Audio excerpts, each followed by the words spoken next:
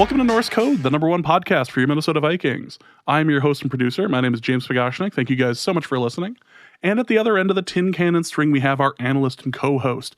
You know him from numerous blogs and podcasts around the internet, most notably from theathletic.com. He is Mr. Useful Human, Arif Hassan. Arif, we're about, 3 days away from the draft. Has your computer committed suicide yet? No. So I posted earlier that Excel gave up. Cried. It went to the corner and started crying. It was like, this is too much. And while I think I would love to say it's because I'm dealing with so much data and the formulas, they're just too powerful. I mean, I'm just a very inefficient coder is what's happening. The formulas I'm asking it to, I'm just like, hey, in each individual cell, if you could construct an array of this 8,000 cell column, and then pick within that array and then do that 8,000 times, it's dumb. I'm asking it to do stuff very dumbly. And so when Excel did that, I tried 3 more times and it quit 3 more times. And I was like, okay, I got to figure out how to code better. And I don't know that I did, but I did figure out what I wanted to do in a way that was a lot less expensive in terms of like computer functions. So that was just me being an idiot. It's not because the data set is too large. That said, these data sets are pretty large, and I'm acting like an idiot with them. You never really stopped to figure out whether or not you should. You just knew that you could, and you just walked forward with it. Yeah. Congratulations. Yeah, that's me. We really do need to have like a special guest on with the speaking style of like Jeff Goldblum to scold you for the evil that you're doing upon the world. Do you realize what the consensus board is doing? The consensus board is sentient now. It has both male and female DNA. It is going to work itself out. Yeah. Like this is going to lead to a lawyer being eaten. I'm just saying. It recognized itself in a mirror and it asked me, "Why am I?" And that's when I knew I had to kill it. Which is why your next piece on that is due when? I've got another one coming out tomorrow. Good Lord. Yeah. Well, welcome to this episode of Norse Code. We are just days from the draft. Hope you guys are doing well. We have plenty of draft coverage, and we have a special guest to bring on here. And hopefully nothing will fall apart while making this episode. But before we do, just want to thank you guys so much for listening to the show. If you enjoy the show, if you hear value in what we put out, you can go over to patreon.com/NorseCode. And for $3.50 per month, you too can have access to the mountain of back material as far as bonus episodes are concerned. We just put out one a couple days ago where it discussed a little bit. Well, it was about a 45-minute bonus episode, and we had plenty of stuff to cover, including about what was it? There was a special cameo had been purchased. And we were kind of reacting to this cameo and a few other things that came out. So if you are interested in bonus material, head over to patreon.com/NorseCode and donate there, and you can get access to the RSS feed, and that just hooks up through whatever podcast aggregator you choose to download through. You can also go to paypal.me/NorseCode as well and donate to the show there. Just a couple of quick shout outs before we begin the show. Just want to thank you to Matthew Cato, who says, thanks for your work. Thank you, Matthew, for the donation. Really do appreciate it. We also received a really nice note from a fellow by the name of Michael Whaling. I want to say it's Whaling and not something else. So if I mess up your name, which I am known to do, apologies. But Michael Whaling actually met us over at the Seattle show when we did the live show back when those were allowed and those were a thing. And just said I really enjoyed Norse Code and zone coverage when it was still going, and said that he wanted to help donate to the show because he'd kind of left the Minneapolis area, but still wanted to get that taste of Minnesota, that sort of analysis that you would get from your home state. And it's a really nice note. It's a little long, and I'm not going to read the whole thing on here, but I just want to tell you that Arif and I really appreciated the note, Michael, and thank you for coming out to that show.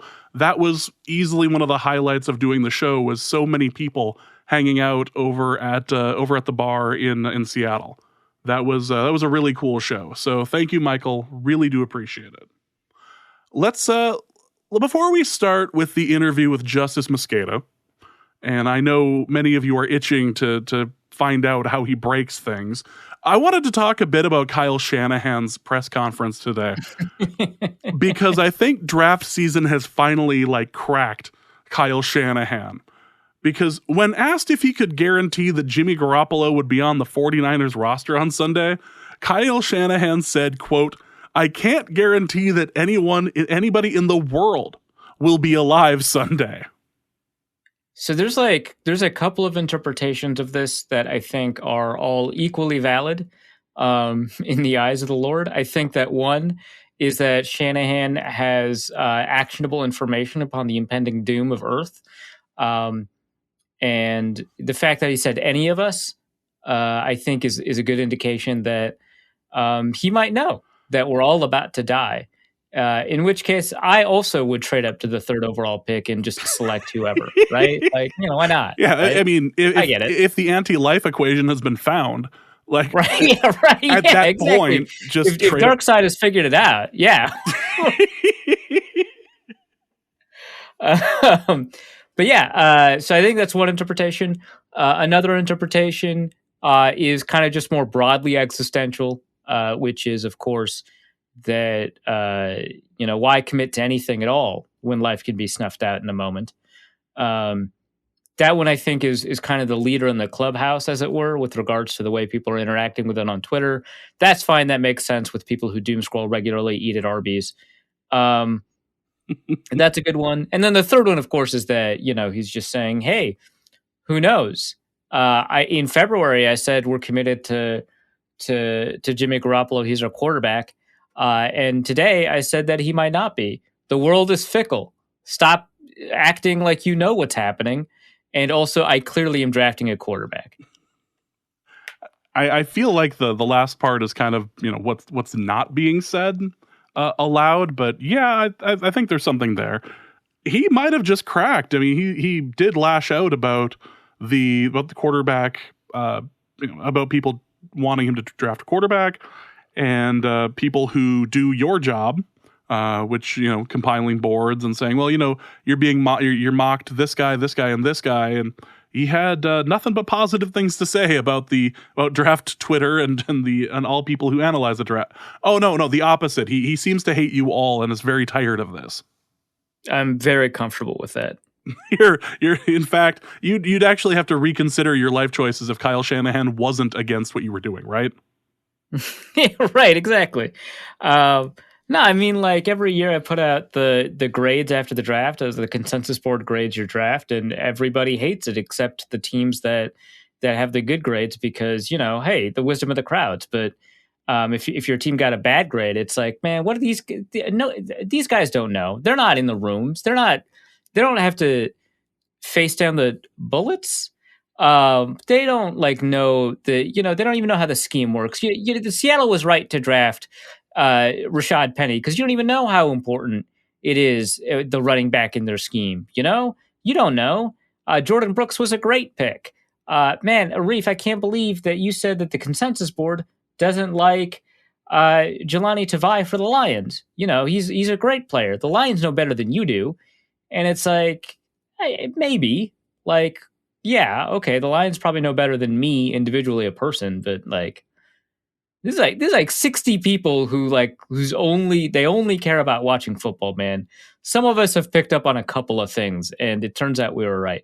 The thing about the consensus board is that when it grades a draft poorly, it's not always right, of course. It can't always be right. Otherwise, it would be a hack and everybody would use it. But it's usually right. The drafts that it liked the least over the last couple of years, it's disliked a lot of Seattle drafts, and when those grades came out, a bunch of people were like, "Well, Seattle. I mean, they're perennial Super Bowl appearances. They made it to the Super Bowl several times. They're making it to the playoffs again. They're a lock to make the playoffs. What does your consensus big board know?" And I just respond with well, who did they pick in those drafts, right? Just stack up who they picked up in the draft and then stack them up against, players that were picked near them. And Seattle came out behind. Same thing with the New England Patriots. The Patriots are the best franchise maybe in the history of sports, certainly in the history of football. What do you know, right? Like Bill Belichick is a genius. And it's like, I agree with all of those, especially what do you know? But like those drafts that were graded poorly by the consensus big board for the Patriots were bad drafts. Like they didn't turn out. It didn't like the Isaiah Wilson pick, and that did not turn out for the Titans. And I would say that's probably not a hit for the board, because the reason Isaiah Wilson washed out is probably not anything related to why the consensus board did not like Isaiah Wilson. So you got to be careful sometimes. But more often than not, when it grades a draft poorly, it is usually right. Sometimes it grades a draft pretty well, and it's not like 100% on the nose there. I think it's done that with one or two Vikings drafts that have been at the top, one or two Cincinnati drafts that have been at the top that were like not whatever. But like the winner of the 2015 consensus big board grade, I think, was the Minnesota Vikings, and they had the best draft class of 2015. So it does a really good job of getting you close. And if you're pretty far off, I think you're taking a big risk, and you should be evaluated as if you're taking a big risk. So yeah, maybe I don't know anything, but like 60 people, they usually know something. Are you trying to say that there's strength in the knowledge if you amass a certain number of people? Because that kind of flies in the face of like all philosophy. All philosophy? Well, not all philosophy. Just about the idea that a person can be smart and people can be idiots. Yeah, I mean, that's a thing, but I think that really refers to the problems of things like mass communication, right? These are not people coming together to do a thing, right? That's where the problem is. No one is leaving the basement. Nobody's leaving their home. We are right. all introverts now. If they all, so here's the thing: if they all agreed, I would be very suspicious. But they don't. This is just a poll, essentially. This is just like looking at where the disagreements are and what the average is. So like, a lot of these individuals, like here's a thing that helps kind of demonstrate this. When predicting draft outcomes, the consensus board is one of the top boards in terms of predicting draft outcomes. There's usually 1, 2, or 3, like a couple years ago, what was it, the 2019 draft, the 2018 draft? I just ran this, and I can't publish it, unfortunately. But I was looking at draft outcomes and who did the best job predicting draft outcomes. And, there was 1 or 2 blogs that did well. They did not repeat their appearance from 2017 or 2016. There was one established board from a bigger media group. So, the people in the forecaster group. So that's typically CBS, ESPN, The Athletic, whatever. And then the consensus board was 4th out of 68 boards, which means a lot of these individual guys got it wrong, but you can average out the parts where they're wrong, essentially. Like when they tend to disagree with the consensus, they get averaged out, and everybody disagrees with the consensus somewhere. Because that's just kind of the nature of individual evaluation. If everybody was peeking at each other's board and building their board based off of that, this would not work at all. It only works because everyone disagrees. So it is a little bit different than people are smart, or a person is smart, people are dumb, because this is a group of persons that are not somehow people, if that makes sense. Why do we always do this on this podcast, that we construct these stupid philosophical like conundrums? Every time. I think that most draft Twitter would agree that these people are not people. It's fine. Okay, well, that's true. Yeah, and before we actually get to the interview, I wanted to ask, there's been a little bit of stuff that's come out recently about, there hasn't been a lot of medical evals, or it's been harder to get medical information. Yeah, I think Schefter just tweeted about that too, yeah. Yeah, has that affected anybody of importance in the first round so far? Yeah. So the issue here is that one reason that the NFL is, it turns out, slightly better than the consensus board, and there's a really good article from Timo Risk, or PFF_Moo, that evaluates the consensus board versus the NFL. One reason that the NFL is better than the consensus board, and really just slightly, is access to medical information. Now, the biggest reason the NFL is better is actually not because of evaluation, but because of valuation. So in terms of ranking talent, they actually do a fairly even job. But the NFL does, the consensus board does not attempt to apply positional value, whereas in the NFL draft, teams will draft positions they think matter more earlier. So if you're like the 14th ranked player, but you're a quarterback, you'll be ranked 14th by the consensus board, but you'll probably go second in the draft. And so, and that matters more to wins, right? And so in terms of wins above replacement, which is the metric that Risk used, the NFL is going to be a little bit better. But once you account for that, they're very close. And one reason the NFL is slightly ahead is because of access to medical information. Well, this year, that access to medical information was a little bit restricted. The way that Schefter is talking about it seems a lot more restricted than I would have imagined. But typically, anybody invited to the Combine goes through the Indianapolis hospital, which is actually one of the reasons the Combine's held in Indianapolis. Like, there's a lot of reasons. One of them is that, the facility to actually run the event is nice. Another reason is that it's in the center of the country, so it's easy to travel to. Another reason is Indianapolis is a convention town. I don't know if people have been to Indianapolis, but like there's tons of space in their convention center.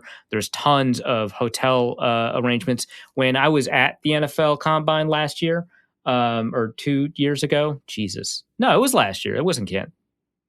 The last time I was there. It was last year because you thought you got COVID on when you I came thought I back. got COVID there. Yeah, and I can't tell if it's con crud or COVID. I couldn't get a test because, we don't need to talk about why, but everyone knows why. But yeah, when I was there, I asked, the person, like the Uber driver, like, hey, is the NFL Combine like a big thing? Like, do people know about it when it's here, or is it just like whatever? And the guy was like, the NFL Combine's happening right now? Okay. It's just really good for hosting events. So that's another reason. But one of the biggest reasons is because that hospital is uniquely well built for the Combine. It can take in a ton of people for diagnostic purposes and run through them quickly enough. Like, intake in hospitals is very difficult. And even though there are a lot of big hospitals, they can't necessarily do the specific type of stuff medically that you need to do at the Combine. Which is why when they did medical rechecks like a couple days ago, they had all the prospects fly to Indy. It's not because, that's just tradition. It's because that hospital is actually really well set up for that specific use case. So without that, they only had about 100, maybe 150 prospects go through medical rechecks, and it was pretty late in the process. And because you didn't have all the teams there, the team doctors, which is, the whole reason you have them is because you trust them, right? The team doctors didn't have as much time, or some of them might not have even been there for that part of the medical recheck, because a doctor who just treats patients like a normal human, like a normal person, might see a torn ACL and might be able to diagnose that and might be able to say, this is kind of, what the plan would be to repair that. And here's the timeline for that. Or they might see recovery on a torn ACL and say, hey, that person is largely healthy. There is some risk that they'll get better, but they don't have to consistently apply that medical knowledge within a sports context. And so a person who is specifically attempting to figure out what the injury risk of a player is might interpret, the scar tissue on an ultrasound of a torn ACL in a particular way where they can say, hey, that was not a clean cut or whatever. And so that kind of repair process, the body just can't do that as well. And so we think that that's actually a higher risk of re-injury. Not to say that a regular medical doctor can't do that, but if they're not doing that like every day as part of their job, it's just not going to be as important to them. And so when you don't have a team doctor doing that, you just don't have access to the kind of medical information that you typically do in terms of actionable information. So the players that might affect, one would initially think Jalen Phillips, because he has a medical injury history, and the medicals are the biggest reason that he might not, go early in the draft. Like, I think that he's the top edge defender in the draft by actually a pretty decent margin, but the concussions are such a concern. The problem is there's not really a test to determine if somebody who's had a couple of concussions is at increased risk of another concussion ending their career. That's just, as far as I know, I could be wrong about this. And so you can't really assess future concussion risk aside from already logging and knowing their history. And, we know that somebody who's suffered a couple of concussions is at an increased risk of the next concussion being serious. But we just kind of know that in a general sense. We don't know that in a specific sense. But for someone like Landon Dickerson, who has had a couple of ankle injuries as well as 2 ACL injuries, so he's the center from Alabama, that's somebody where medical rechecks is going to mean a lot, because that is the kind of medical recheck where the information that you glean might actually be able to tell you kind of what the increased likelihood of their injury history going forward is. As for other players, probably Rondale Moore is a good one, just in terms of how the medical checks might matter for them. I'm trying to think if there's any other first round players off the top of my head. I can't think of any, but we'll link the tweet from, it was either Schefter or Breer that reported it, because he listed a couple of players that's going to be pretty important for. Like, and I think the guys that took a year off to train, some of them trained pretty well, some of them might have trained pretty poorly. We talked about that a little bit in the interview with Justis, and getting a good understanding of their body composition will tell us a little bit about maybe how they approach that training. So the player that we brought up a lot is Jalen Twyman. He weighed 285 at Pitt. He weighed 301 at his pro day, and he weighs 319 right now. And if that is a buildup that is largely muscle, that's probably fine. But if it's not, then that becomes a concern about the way that he approached his training, right? And so that's, another thing that maybe you could do. And then they also do like heart health stuff. And, they found, for example, Teddy Bridgewater had a slightly enlarged heart, so he had to do a medical recheck. That's something that they caught the first time at the combine, got it rechecked a couple of days before the draft. And they didn't have that process then. So there's other players that I'm sure have medical concerns that we don't know about. But the primary one is probably Landon Dickerson, who, he is so good at offensive line. Like he's so good. But the multiple injuries are a really big concern. Well, let's get into it. I've stalled long enough. Let's get into it. We are about to air an interview that Arif conducted much earlier today than he was expecting to be. From Justis Mosqueda from Bleacher Report. He is a frequent contributor to the show. In that we have labeled him our least valuable player. So Justis is very knowledgeable about player analysis and things draft. So here we go. We're just going to hope nothing breaks. And here is an interview that Arif conducted with Justis earlier today. All right. Much to my chagrin, I'm here with Justis Mosqueda, currently of Bleacher Report. He put together a frankly wild draft board, the top 300 over at bleachreport.com. We'll link that, I guess, but it's not really worth checking out. How you doing, Justis?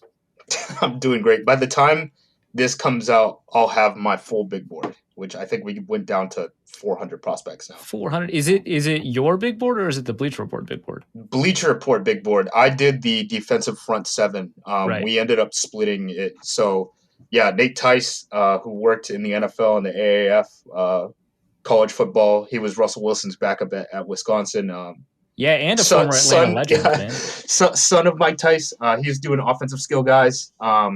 Brandon Thorne, who does great work with offensive linemen, is doing the O-line. I'm doing defensive front seven. And Corey, who was an NFL scout, and I believe he played DB in college, is doing the defensive secondary. So we kind of all got our own slots. I was able to watch 90 front seven guys and fully grade them this year. So yeah, those are the guys that I rank. You got to Amen Ogbongbemiga. I did. The Oklahoma State linebacker. He's an apex linebacker. I think he's going to be a special teams guy. Two-time team captain. His brother played in the CFL. He's actually from Canada. So he's CFL eligible? Oh, well, yeah. He's a Canadian national. So he's not going to be an import. Wow, he'd be really valuable if he makes it up there. Yeah, I think he's going to get drafted at some point. He's taking a lot of visits, but damn, we're talking about 7th rounder off the top. I think this is exactly the energy of what this podcast is going to be. Might as well get it out of the way. Okay. Cool. Yeah. So we'll talk about draft props. Instead of doing any preparation, I knew that you would have already made bets on the draft anyway. So you already have draft props available. So what do you want to talk about? We could start with like my crippling gambling addiction, I guess. I mean, no. We don't talk about Jesus Christ. No, man. We're just going to talk about the props. Yeah. I think the most value right now is figuring out where Mac Jones is going to land because I don't think he's going number 3. So if he's not going number 3, the Well, value. what's his over under right now? Let me find it. You bastard. How you started this? How do you not know the over under? You started the I discussion. have I have list of my bets already, and now you're making me look at bets that I haven't placed. This is dangerous moves. You started with the Jones discussion. Yeah, that's fair. I don't know. Mac Jones is minus 200 to go number 3 still on Oregon lottery scoreboard. So I would assume that. Can you put money on him not doing that? I don't believe so. Not in Oregon. That's tough.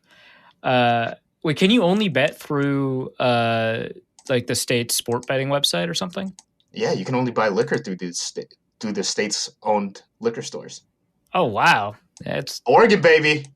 That's some fascism right there. Yeah, okay, cool. So minus 200 to go 3. Obviously, you want to fade that, which means that you can't really make a bet on Mac Jones slipping past that. Where would you place his over under? Would it be at 3.5, and then you just pound the? I don't think it's number 3. So I don't know where he goes.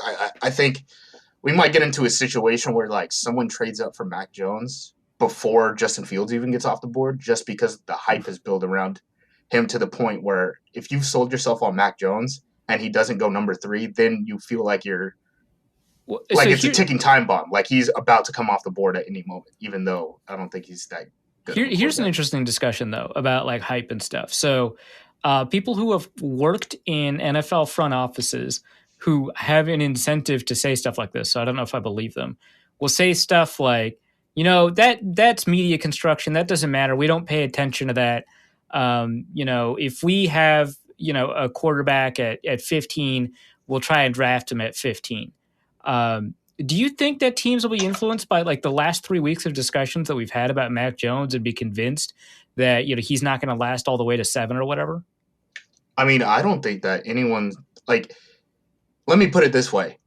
No one's had more film watched on them over the last month or month and a half or so than Mac Jones, because the conversation of the draft has surrounded him. You have to have an opinion on Mac Jones. What's your opinion? I don't think he's very good. Do you think he's a first rounder? I guess end of first round, depending on how you view rookie contracts. I mean, I could see it. I mean, I understand from like an analytics perspective that you would want to take a rookie contract guy at the end rather than, paying a mid-level veteran and just kind of change him out. But would you rather have him or Jalen Hurts? Jalen Hurts, second rounder. Oh, buddy. Why do I have to be limited to these I would trade for Mariota. I trade for Mariota. Mariota looked good until his arm died. Do you remember watching Andy Dalton coming out? Yeah. I think Andy Dalton's more athletic than he is. Well, yeah, of course he is. I mean, he ran that offense at TCU. Of course he is. Right. But did you grade him as a second rounder? Because everyone seemed to agree that he was a second rounder. Yeah. Yes. Would you rather have Andy Dalton than Mac Jones coming out, not current Andy Dalton? I think I'd rather have Dalton. So then would you place Mac Jones as a second rounder, or is it just because of the rookie contract? It's just the rookie contract thing. It's literally just the rookie contract. Like, I think there's a good argument that like no quarterback should really go in like that second, third round range, because if they're in that second, third round range, they're actually worth a first round pick in terms of, positional value and control. Yeah. Right. But you would have to not have a quarterback in the room. That's part of the problem too. It's not like teams that are drafting these quarterbacks who are just okay on rookie contracts also have a veteran under contract. So it doesn't even make sense to like double dip at that position that way. Where did you grade Jordan Love? I think I had him late first. All right. But Jordan Love has more upside in terms of our talent. Well, yeah, he has a lot more upside. I don't know. Right. I think Mac Jones is good. That's like. Well, you're wrong, but the issue is I don't think he's top 5 good, and it's nuts that we're having this discussion. All right, cool. What are other props that you're into? I got that are actually actionable. The first prop you gave us wasn't even actionable. Yeah, I had Sewell to the Chargers plus 1900. Wow, that was a couple weeks ago. Is this like a teams value Slater more than Sewell thing? Yeah. Because this requires that the Bengals take Chase or Pitts, right? I would battle if it were not already so high. I would bet a ton of money on Chase going number. Why don't you? 5. Can you parlay these? Can you parlay? No, you can't correlate or parlay this. At least in Oregon. Sense. I know someone said on DraftKings or something. I can't remember what it was, or FanDuel. You're able to do like almost like a mock draft where you. I was about to say you could parlay a mock draft, right? Exactly. So I don't have that option, but I know there's books out there. So DraftKings is not legal in Oregon. You can only that sucks. Yeah, the state controls things. I don't know what. We'll talk after the show about ways that we can make that happen. Crypto baby, blockchain. Okay, so you can't correlate those, but you would say that it is very likely that the Bengals go Chase. I agree with you on that. And that there's a good enough chance that some teams value Slater more than Sewell. Sewell falls to 13. I know that for a fact that there are teams that value Slater more than Sewell. The one thing that I will say about offensive linemen that I keep forgetting because I'm in a pro analytics kind of bubble, right? On Right. Twitter. Yeah. Teams still think about left tackle, right tackle, left guard, right guard. That is still a thing that but then why would you value Slater more? I mean, he's got like these tiny 33-inch arms. Well, are you looking at Slater as a tackle or are you looking at him as a guard? So you think teams value Slater as a guard more than Sewell as a left tackle? I know they don't value the tackle position more. There's at least one team that thinks that they value Slater as a left guard more than Sewell as a left tackle. But teams value tackles more than they value guards. We could see that in the contract. Yes. But the whole thing is if they were all right. I don't want to give up what this team is, but it's they already have a left tackle. They're in a position where they can choose either one of them. So okay, that's a little. Sewell different. would play right tackle, or Slater would play left guard, and they think the transition from Sewell from left tackle to left guard is easier than the transition from Slater from left tackle to left guard than it is for Sewell from left tackle to right tackle. Okay, that makes a little bit more sense. It is kind of nuts, though. Okay, so a team takes Slater before a team takes Sewell. Decent chance of that. And so that's why you have Sewell plus 1,900 to the Chargers. Yeah, I think Sewell's in a prime spot for a trade-up situation. And the Chargers, I mean, Sewell's been advocating to get to the Chargers. Herbert has been advocating for Sewell to land with the Chargers. The Chargers are a team that's like willing to trade up in the first round. And they actually have for a team that just turned over a head coach, they do have a lot of talent on that roster, and just being able to lock up that left tackle. Yeah, they've got skill talent, they've got defensive talent. Okay, yeah, that's if you're the Chargers, that's the Chargers, 12, right? They're always talented, right? But if you're the Chargers and you're at 12, and you say, "Hey, the difference between me getting a franchise left tackle is a third-round pick," okay, you know what I mean? Like it just makes a lot of sense. And I don't know if it's necessarily going to be at 8, because I think there's just been so much fire at 8 that like everyone knows Sewell will be a Charger at 8. If he ends up getting there, right? Because they'll pull the trigger on the trade. So I don't know if someone tries to jump him at 7, because I know Detroit's trying to trade back, but we'll see what happens. I thought it had value when I took it. So, all right, what's your next prop? Oh, let's try to get a hot take in here. Again, like I said, I think it's not going to be hard for you to get a hot take out. The Mac Jones stuff, I think becomes really interesting. Chicago plus 1,200, Washington plus 3,300. That Washington bet's the longest that I took. But, I mean, if he's not going to go number 3, you tell me who's going to take Mac Jones. Because there's not that he's many comp to potential Tom Brady, spots. Right? Patriots pick at 15? All right. Okay. All right. System fit, man. It's crazy. He's a system fit in every system. That's wild. So, okay. Put on your good faith hat. I don't even know if you have one. But make the argument for Mac Jones in good faith that he is a better system fit for Shanahan without talking about the stuff that he can't do. He's a robot and he'll do what he's told, and he won't freelance. Okay. Does Shanahan want? It.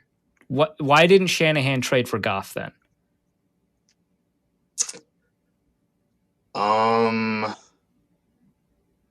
You know what? Hey, this is a very good conversation. And this is also why I'm team, hey, I don't believe Kyle Shanahan traded 3 first-round picks for Mac Jones when it only cost, 2 for Stafford? Right. Does Stafford have a higher upside than Mac Jones? Yeah, well, Stafford's only like 17 years old, right? Yeah, but I mean, in terms of his upside, do you think like Yeah, Mac, dude. yeah. Upside. Do you think upside? Stafford's a better quarterback right now? Yeah, he's a better quarterback right So he's now. a better quarterback right now. He has a higher upside. Maybe I don't know. Upside's such a And weird conversation to He have about costs a quarterback who's he like costs less 30. than Mac Jones. But I'm saying, like, in terms of arm talent, you can get more out of Stafford. Yeah. than Mac Obviously, he's Jones. got more arm talent, but can you unlock that arm talent into pure talent? He's 30. But he's better right now. He's better right now than Mac Jones is. So we're saying he already has a higher upside. He already has a higher floor. I don't understand this upside argument. If you can't, well, I'm just saying, like, all right. All right. Okay, Never mind. I get what you're saying. Playing defense against me. I'm tired of it. if you could trade 2 1s for Matt Stafford, why'd you trade? I get it, but it is just a weird framing. All right, so who do you like more, Trey Lance or Justin Fields? Lance's upside is crazy. I think Lance has if he's not even with Lawrence, he's pretty close in terms of upside. So I think Lance is probably the guy. You don't think Fields has upside? I think he has upside. I think Trey Lance has a hose. Yeah, he's only thrown it like 178 times. That arm is fresh. That's fine. It's baby fresh. It's like it's out of the fridge, man. Good. You get more reps out of it. We'll be talking about him like Stafford. He's 17 forever. I just think you could do a lot of stuff with Trey Lance, especially if you're going to try to ease him into a system. Like if you're San Francisco, you can have Jimmy Garoppolo play base downs and then have Trey Lance, running some of your power gun stuff. When is a team ever that like even the Ravens with Flacco and Jackson didn't do that? But how many? Okay, one, Trey Lance is different than Lamar as a runner, especially. Like he's closer to like. I'm not saying he's Cam, I'm saying like the teams that have had an opportunity to platoon their quarterbacks have chosen not to do so. Is what I'm saying. But we haven't seen outside of like Taysom. We haven't seen a guy off the bench who can like Taysom's run power. Not a quarterback, man. That doesn't count. Okay, and they still figured out how to get him on the field because it's that valuable. Now imagine it's Trey Lance and he can actually throw. I don't think he can. I think Trey Lance is overrated. There's a shocking opinion coming from me. Right. There you go. What since high school, since he was a freshman in high school, he has thrown 300 passes. That's insane to me. Yeah, his high school stuff was funny. I remember I looked it up, and it's just comical stats. There's a reason he was offered as a safety, man. Right, and then Boise came in late. Like it seemed like North Dakota State got in on him early. Whatever they do, scout in the Midwest. They did a pretty good job of it, of IDing him real quick to the point. Yeah, they scout Minnesota better than Minnesota does. It's embarrassing. Yeah, they got good eyes on those high school prospects. I'll tell you that. Oh God. Okay, so I can't believe you like Lance more. Jesus. Justin Fields is pretty smart, though. Yeah, I'm not slandering Fields. If I were Atlanta, I'd take Fields at 4 if he's available. But you would take Lance at 3. Yeah, I think that's what's going to happen. I would take Lance at 2. Okay, actually, yeah, we never have this discussion. But yeah, Wilson at 2 is insane. It is, but it's just kind of assumed to the point where I'm like, you wouldn't have pissed off a major agent that way. If that's not going to be the pick. So it's just like, it's just going to happen. It's almost like remember, what was it, 2014 or 2015? It must have been 2015, the Jameis Mariota year. Yeah. Where it was like a debate, and then people went to the combine and they came back and they're like, nah, Jameis is number 1 pick. Like, it's just going to happen. I kind of feel like that's just the situation with. Oh, yeah, Wilson. No, it's assumed. It's just like we never talk about, if the Jets are even making the right decision.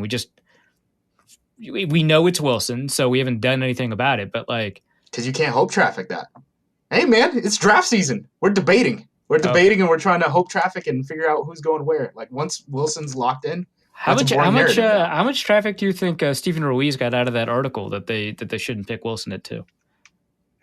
I don't know. I didn't read it because I can't read, but it's true you can't. You're illiterate. Yeah.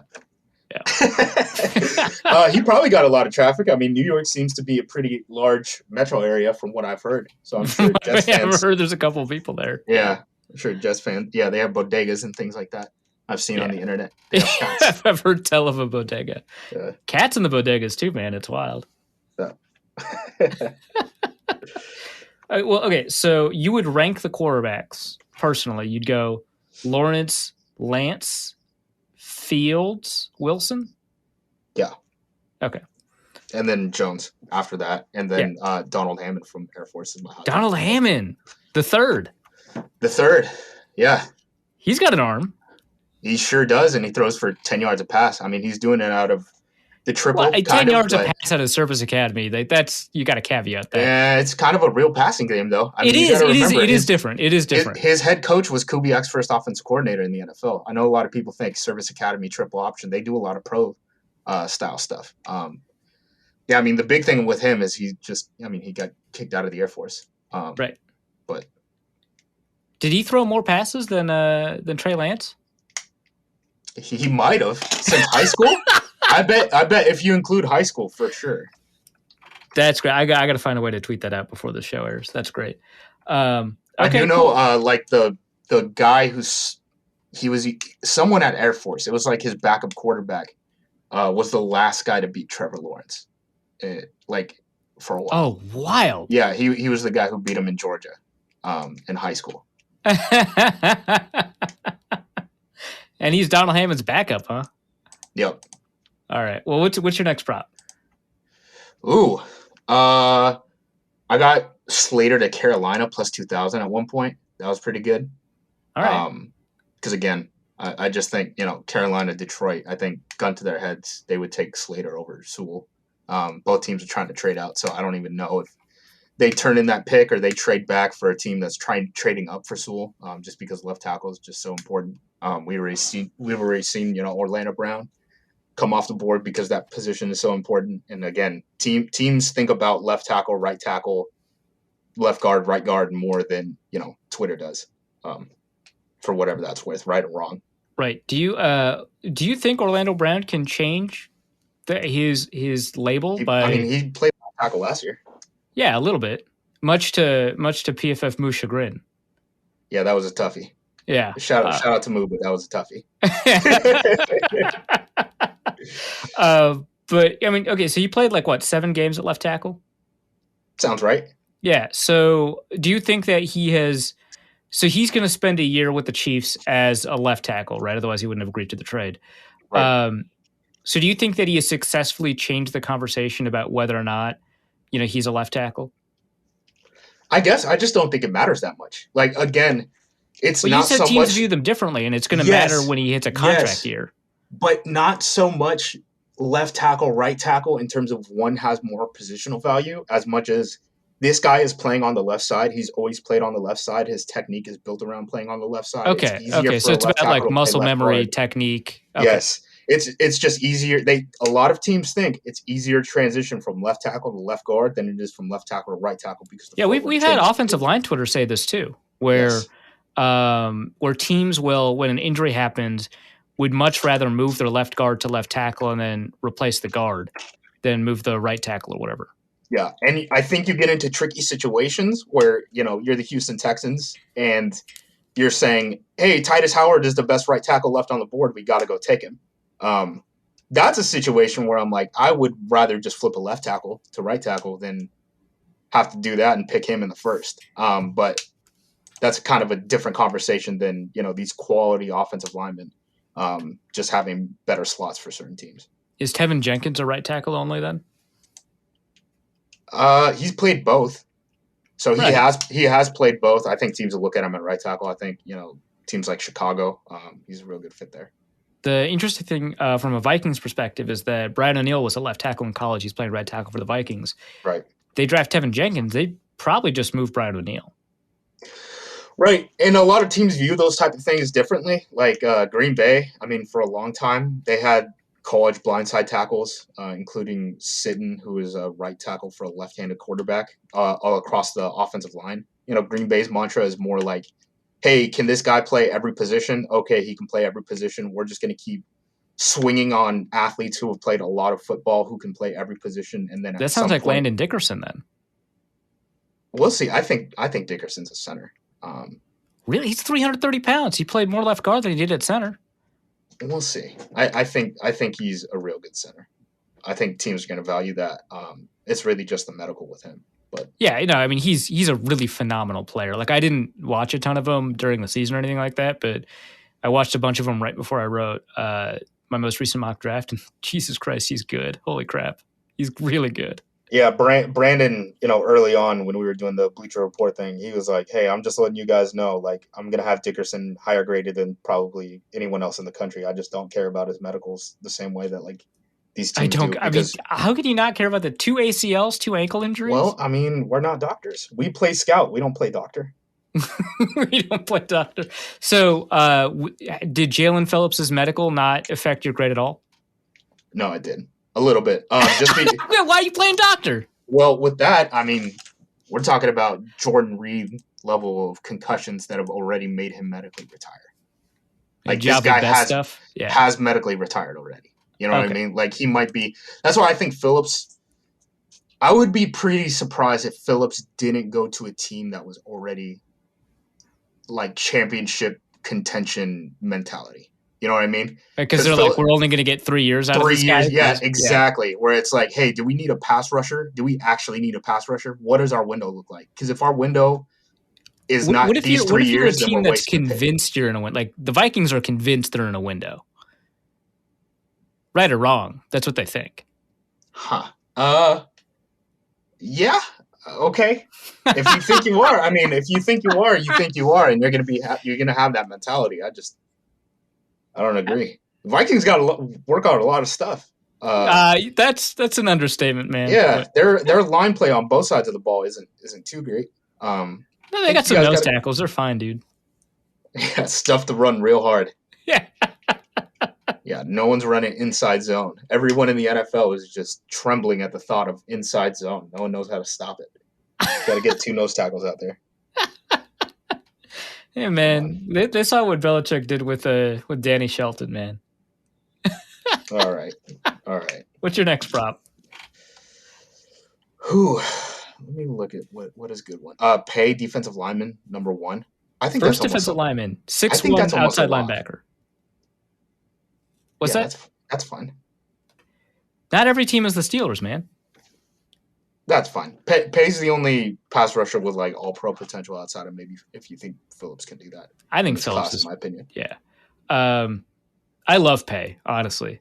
He's so fun. And like, he can't play the run for crap right now. And it's crazy that a guy that big plays the run that poorly. He plays a lot smaller than he is, both good and bad, in that he's light on his feet, but he also can't set an edge. But he's a great pass rusher already. And if you can get him there on, run stuffing wise and being able to set the edge, you have a very special player. That it's interesting because like the best run defending edge that is probably going to go in the first round is also the smallest one, Ojulari. That is true. Yeah. And that's really all Ojulari can do. Honestly, I think I have Ojulari. He's like 230 feet. He's Randy Gregory, but just the edge defender. And he's extremely violent. And he's not as fleet of foot as you would want for a guy like that. Like, he's the type of guy who goes to the Baltimore Ravens, or the Titans or something like that. And he just is really good in his role and probably hits free agency after his 4th year because they don't pick up his option. He's just that kind of guy. Yeah.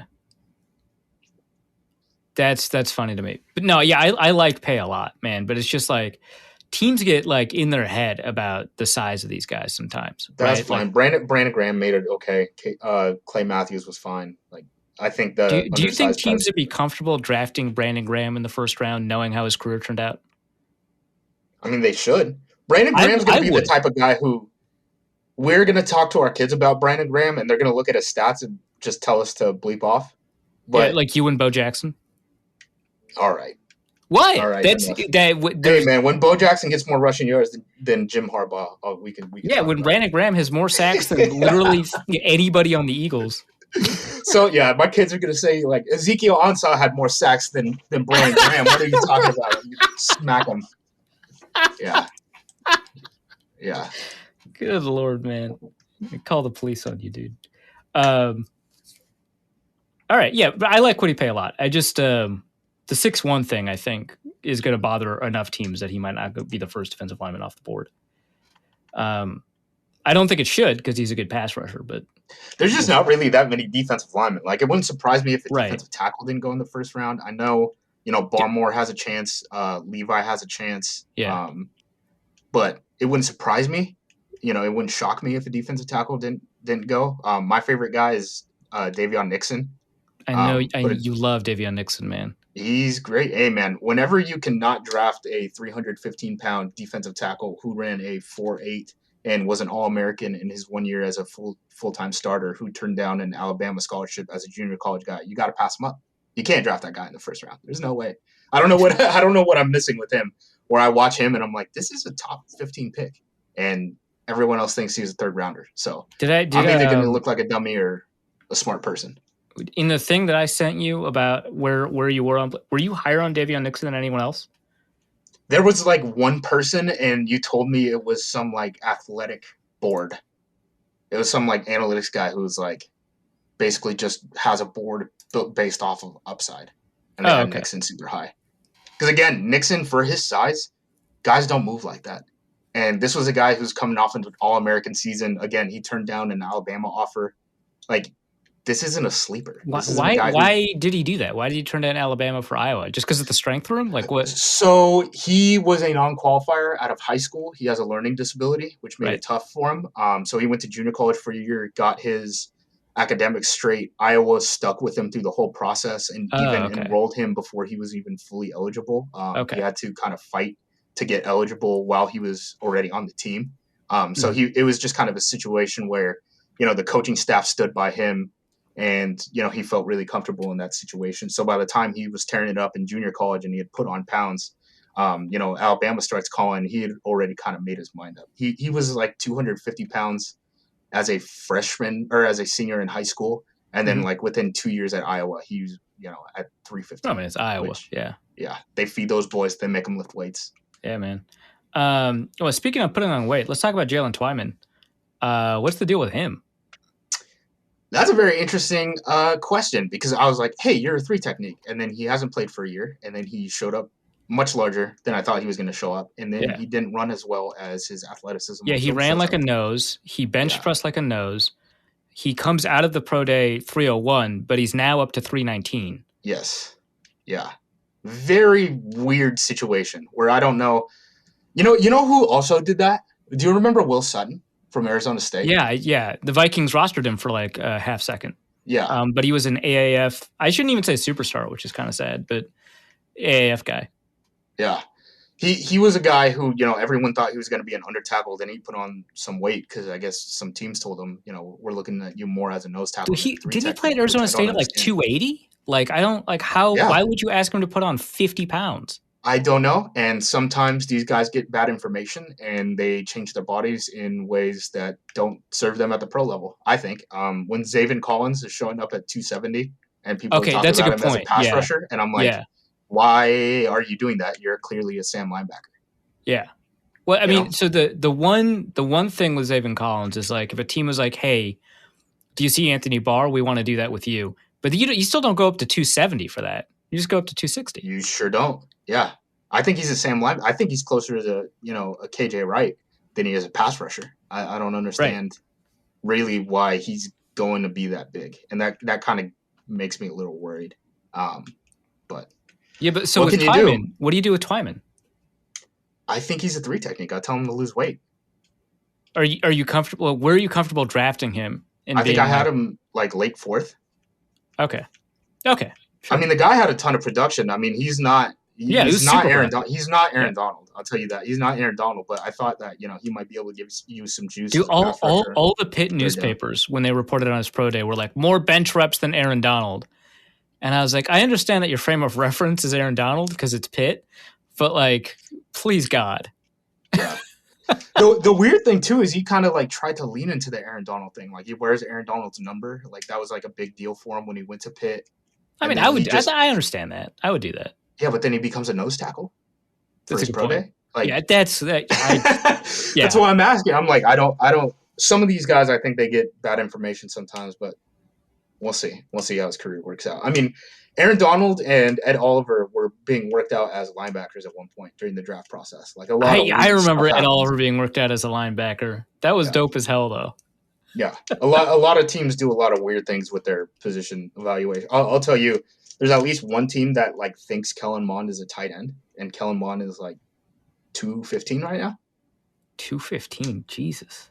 Yeah. So yeah, a lot of teams have a lot of weird evaluations. It's not as consensus as a lot of people would like you to believe. All right, next prop. I took Najee to Pitt in Arizona at one point. I think Arizona signed James Conner now, right? Yeah. But Pittsburgh, 1,300. Feel like that's a pretty Pittsburgh pick. Wouldn't be surprised if, Pittsburgh, Jacksonville, I guess, Arizona was the other one, were really in play at running back in the first round. And there's so few. I don't think people realize how bad this running back class is, too, because I think people just assume college football is going to produce running backs because high school football and college football, it incentivizes those athletes to go to those positions. But there's like 4 running backs in this class who could start, plus maybe Trey Sermon, the 2 UNC guys, ETN I and like Najee. Trey Sermon, man. I don't know. Like, he ran a 4.6. I don't care, man. His 10 split's great. The rest of his workouts were great. His production's extremely good. I don't know, man. I like him. But that's still only like 5 guys who could for sure make a roster. You know what I mean? And you like both UNC backs too on top. So it's like Javonte. What about Javonte Williams? Which one is that one? I just remember there's 2 of them. Is he the bigger one? He's the smaller one, I'm pretty sure. Yeah, they're both good.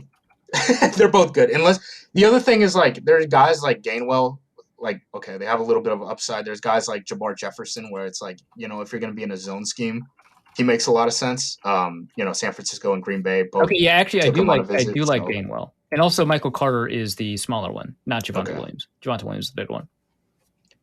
Yeah, I think people are going to be surprised by how high these running backs go just because of position scarcity. I know Michael Carter is a smaller back that didn't test like a smaller back should typically test. So I was a little bit worried about him. But I don't know. I like Kenneth Gainwell. There was like a hot second where the Louisville back, Javian Hawkins, got like a first round shout.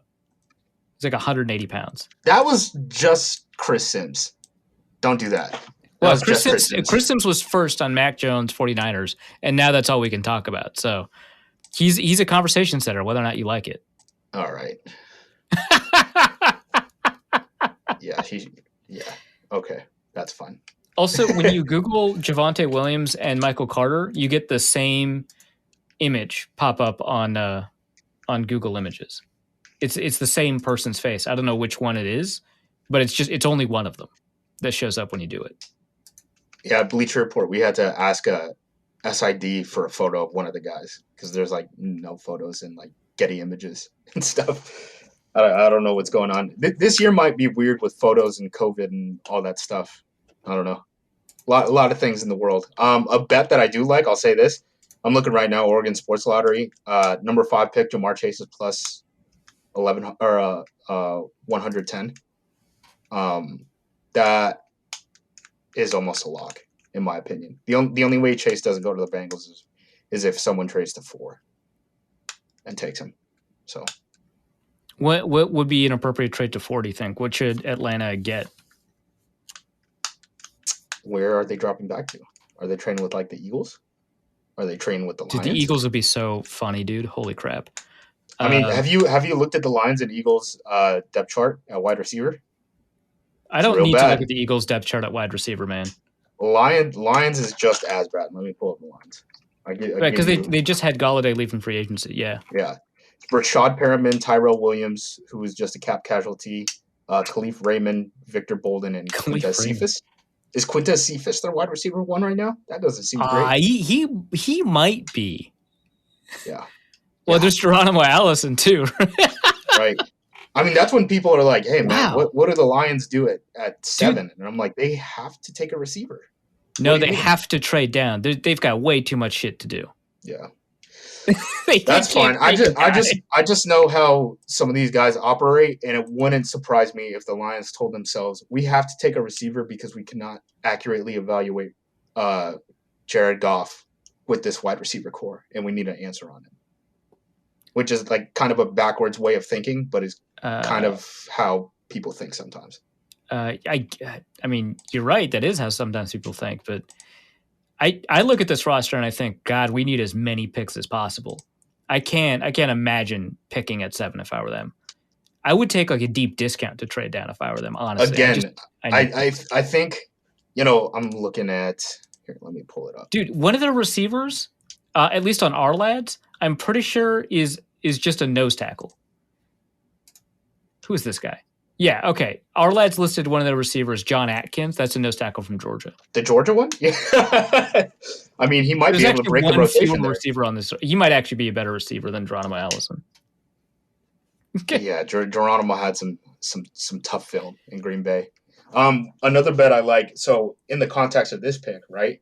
Mm-hmm. You can bet on the number 7 pick, not necessarily like a player. Not being the Lions or anything. You're just betting on who goes 7. Right. Yeah. Sewell plus 1,000 at number 7. Because of the trade. Right. Exactly. With everyone knowing, hey, number 8, Carolina's trying to move, with also Detroit trying to move back. I mean, if you're trying to jump the Chargers and they have a deal with Carolina, I mean, you might as well go to number 7 to jump for Sewell if that's actually who you want. And again, it's not that Sewell isn't being valued by the NFL. It's just that specifically the teams that would be in that high range to draft an offensive lineman don't necessarily need a left tackle.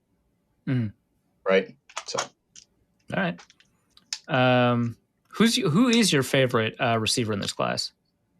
I like Waddle.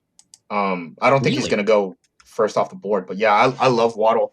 I've talked up Waddle for 3 years. I think he moves differently than a lot of wide receivers, and I think you're probably getting the best punt return prospect in recent memory. If he would have been healthy this is through his college career. Class, dude, though. The returners in this class, like Darden, and we can skip Atwell. We don't need to talk about Atwell. But like Darden and Schwartz and who's the guy? Emir Smith-Marset. Like, Waddle's the only one that could play receiver. But like the returners in this class, good Lord. I like Schwartz too. I mean, Schwartz is a guy. He's actually, his hands are underrated, honestly. Like everyone talks about how bad his hands are. It's fine. He's fine. Yeah, and I mean, this is a guy who legitimately had junior Olympian speed. No, yeah, he's an Olympian. Yeah. If this dude did not think he was going to make more money playing football, he would be on our Olympic team. Right, yeah, because it was the Pan Am Games or something that he got silver in the 100 and then was on the gold medal 4x100 team. Yeah, if I'm a GM of a team, I'm taking Schwartz in the second round, and if my wide receiver coach can't figure out how to get him the ball, I'm firing my wide receiver coach. Do you feel that way about Marquise Goodwin? No. I think Schwartz moves a little different than even Marquise Goodwin does, because I think he has more wiggle. But Goodwin was a bit bigger, though, right? Yeah.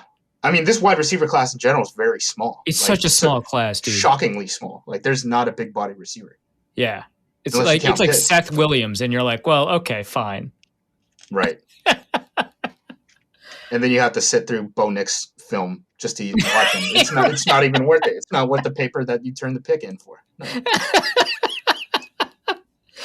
Okay, but yeah, so you like Waddle, best punt return prospect in recent history. So the thing about Waddle is, so these analytics guys that don't know how to evaluate Alabama or Ohio State receivers, it's so easy to do team adjustments. It's so frustrating to not see these guys do teammate adjustments. It's easy to do teammate adjustments. Once you do them, Waddle's breakout age is in fact 18 years old, which is great. That's Rondale Moore's breakout age. That's the best breakout age you can be, right? Because you can't his freshman year stuff is statistically it's fantastic. But scouts, I don't have a ton of NFL sources like you do, but I do know this: scouts were talking about Waddle when he was a freshman, despite the fact that there were 4 first-round picks on that roster at receiver. And he looked like the best one out of all of them until probably this year when Devonta kind of started breaking out. Yeah. And Devonta gets hit with the same thing where they're like, hey, man, late breakout. I'm like, he caught a game-winning touchdown in a national championship game as a freshman. What are we talking about with... They were comfortable throwing to him, yeah. Right. What are we talking about breakout age when these guys are seeing the field at Alabama as freshmen? I don't... Yeah, I think we're kind of judging on the wrong scale with these guys sometimes. Yeah, with Anthony Amixta posted that breakout age, once you control for a year, breakout age kind of doesn't matter, which is the Calvin Ridley problem, right? If you were a freshman at 21 or whatever, And so you declare when you're 23 and people are like, oh, you're old. But if you break out when you're 21, it means something very similar to when you break out when you're 18. Exactly. I'll tell you this. When we did stuff with the XFL, we very much valued production by their sophomore year. Yeah. Because that's kind of the scope that we viewed it in, because of the same thing, where it's not so much the age. It's, all right, this person had a full year in a camp. Can he produce now? All right, he's producing immediately at the college level. All right, this guy's a player. Like, those guys are different than guys who take until their redshirt senior year to see the field. You know what I mean? So yeah. Okay, cool. Do you got another prop, or should we talk about the Vikings? Hey, let's talk about the Vikings. Let's do it. Okay, great. Well, I made you enough money already. So. Yeah. So what should the Vikings do? 14. You're on the clock. Are there offensive tackles available? Slater and Sewell are gone. Everybody else is there. So it's like Derishaw is your only. If you want to go by consensus, Derishaw is the only one, but you can say you like Tevin Jenkins enough and overdraft him. I think they're both very fine offensive tackles. I would not take them Tevin there. Jenkins a ton, honestly. That's fine. He did pretty good against Osai, and I thought Osai is a really underrated edge defender. He did really good against Osai. Who was it that got into his chest? Was it like Perkins? Is that it? I confuse like the Ronnie Perkins, Ronald Jones, Peyton Turners. Like, they're all the same guy to me. So I got confused as to who got into his chest, but that was like it. He had like one bad game. It might have been Peyton Turner, just based off of the guys that you listed. Okay, yeah. Peyton Turner's a power guy. He's got like a full-blown hump move. It's really interesting to see a guy like that. He almost looks like a early 1990s pass rusher, once they started getting big, like when people started seeing Reggie White. Saw Reggie White once and decided, right. Yeah, he's kind of a throwback player in terms of that. And Peyton Turner is actually like a really interesting story too, because he got hurt in high school. He was a basketball guy for the most part. Mom was a college athlete, and then he transitioned to football full-time, got a scholarship, and then just put a ton of weight onto his frame. Like, he's still developing into his frame, and he's like defensive Mo Alley Cox. Yeah, exactly. So yeah, he's kind of an interesting guy. He missed some games this past year, which wasn't the best, but yeah, he's just a really interesting prospect. I would think if Pay is on the board, I would consider Pay. I mocked Pay to the Vikings a couple of times early. Yeah. I mean, so based off of the video that I guess PFF shared of the 3-cone, the 6.37 reported 3-cone time is pretty believable. Yep. Which is, I think, is the fastest 3-cone time I have, regardless of position. He is a freak. when people talk about OA and him, and I'm like, you watch on the field, and Pay he's tears ahead, man. He's tears. Oh yeah, ahead. So and Betts got really mad about the OA Hunter comparisons, which was very funny because it's very funny when Betts is mad. But he's got a pretty good point. We'll talk about OA in a second. I just want to marvel at Pay because, like, we've seen a ton of good athletes at the edge rusher position. Like, Jadeveon Clowney tested all right. Myles Garrett tested through the friggin' roof. He was an amazing tester. And, Danielle Hunter, really phenomenal tester. And even in that context, even knowing that we've got this, like, array of just really wonderful, phenomenal athletes at the edge, that 6.37 3-cone is like if he had run a 4.28 at that. Like, that's nuts to me. Yeah. Do you know what my comp for him is?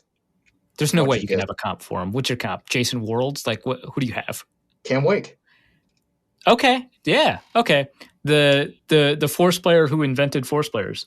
Yep. And Cam Wake is kind of one of the interesting situations too, where, like, if you look at pass rushers, for the most part, they have like twice as many TFLs as they do sacks. Cam Wake is the one guy where it's like even,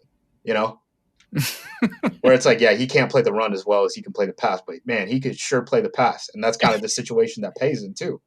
I mean, that's kind of the guy that you're getting. But that means he doesn't sound like a Viking. Sounds like a Steeler. Wow. We'll see. I mean, the Vikings have taken shots on athletes on the defensive line before. They have, but there's a lot of athletes in this class, and they run through the draft, right? Because you already said that you told me that you like Shaka Toney, great, right? But there's also like Ellerson Smith. I already mentioned Peyton Turner. Mm-hmm. There's a ton of athletes on the edge in this class. Yeah, I think the edge class is actually pretty deep. I think it goes through It's the very fourth deep. round. Like I did, my most recent piece was like an availability matrix where I just looked at what round slot all of these guys that met the Vikings thresholds are at. And I was most years that you do something like this, you get like 6 edge rushers the whole draft for the Vikings, right? Because they love athletes. And there was like 15. Yeah, everyone ran like crazy this year. I don't know if it was the extra. I don't have think an it was like inkling that the training is getting better, and they also had more time to do the training. I think that like plays a role, right? But I don't think it's that dramatic because if you compare, if you just do the pro day deduction that you normally do, at most of the other positions, it's pretty normal.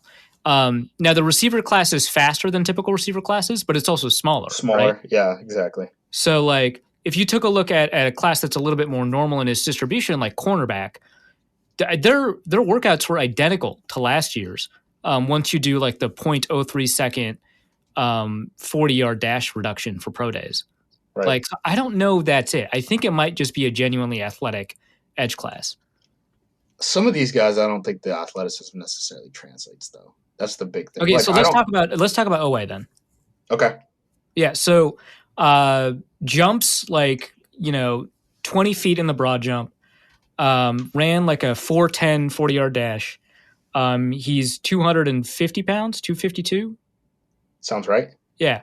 Tell me what it is about him. Why didn't he get any sacks? Why is his pressure rate kind of average-ish? Why did Shakatoni outproduce him? He's long, right? And he's got a frame. That's great. Athleticism translates at the edge more than literally any other position in football. Right. Why didn't he produce? I think he has a really good get off, and his technique basically isn't there. Like, he looks more like a 5-star high school prospect than he does, an all-conference college player at this point, which is fine, but like, he's going to take some time. You would draft that guy, just not in the first round. Yeah. I'd draft him. I'd draft the hell out of him. I'll put my name on it. I'd probably draft him late second round. Okay, I was just thinking that. Yeah, late second round, early third round. Yeah, okay. So that makes sense. He's a guy that you want to sit for a while. The Vikings have drafted this kind of guy before. Ade Aruna comes to mind as a guy who had like 1 year of football playing under his belt, and they were like, well, we can work with that.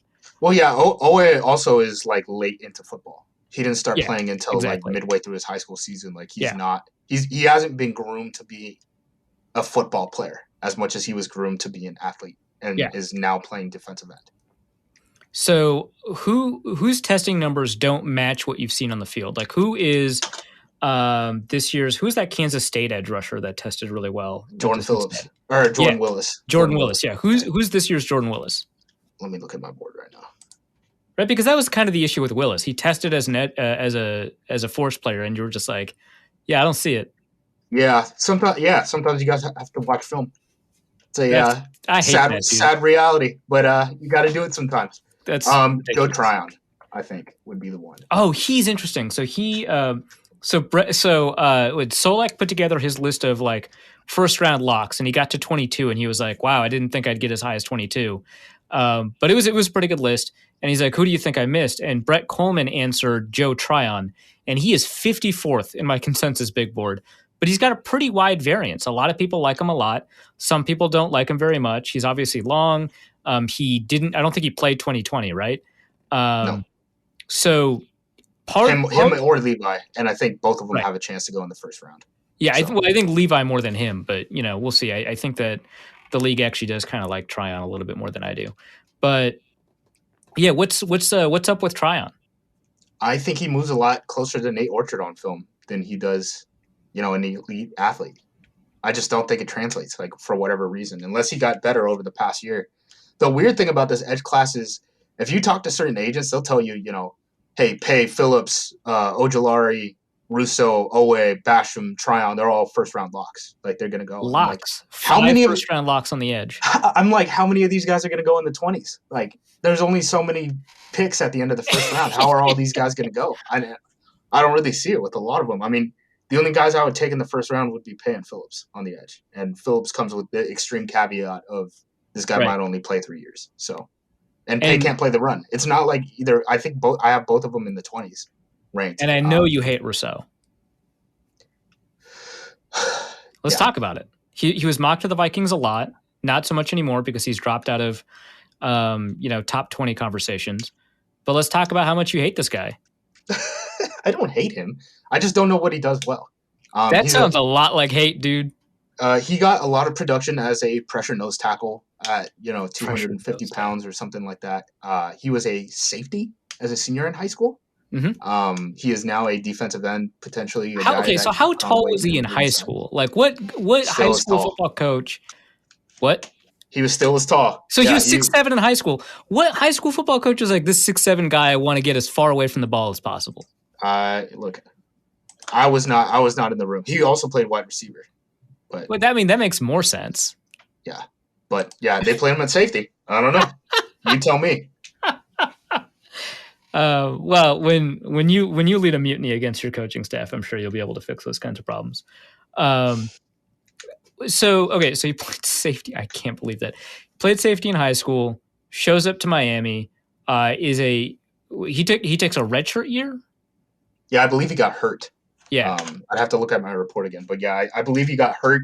Then his redshirt freshman year, crazy production in ways that are not necessarily translatable to the NFL. Had a high level, like a 15.5 sacks, second to Chase Young, but had the highest percentage of his sacks come unblocked or late.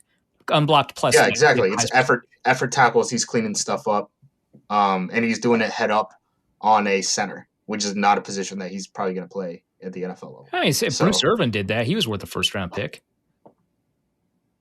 Okay, Bruce Irvin's a different kind of athlete than. Go look at their 3-cone times and tell me that they're the same type of athlete. What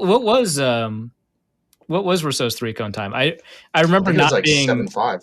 Oh, okay, that's not great. I don't know. You've given me insanely high standards for 3-cone times for these edge guys. Anytime I see anything like above 7.2, I'm just like trash, garbage. I nailed it. 7.5 exactly. Bruce Irvin ran a 6.7, which were both 6'7". Yeah, both of those were exactly what I would have guessed. I am a degenerate. Yeah, I mean you are. Oh man, I could be doing so many things in my life, and I memorized like 3 cones for pass rushers. I mean, whatever. You can't control what your calling is. I mean, Ben Solak could have been a doctor, right?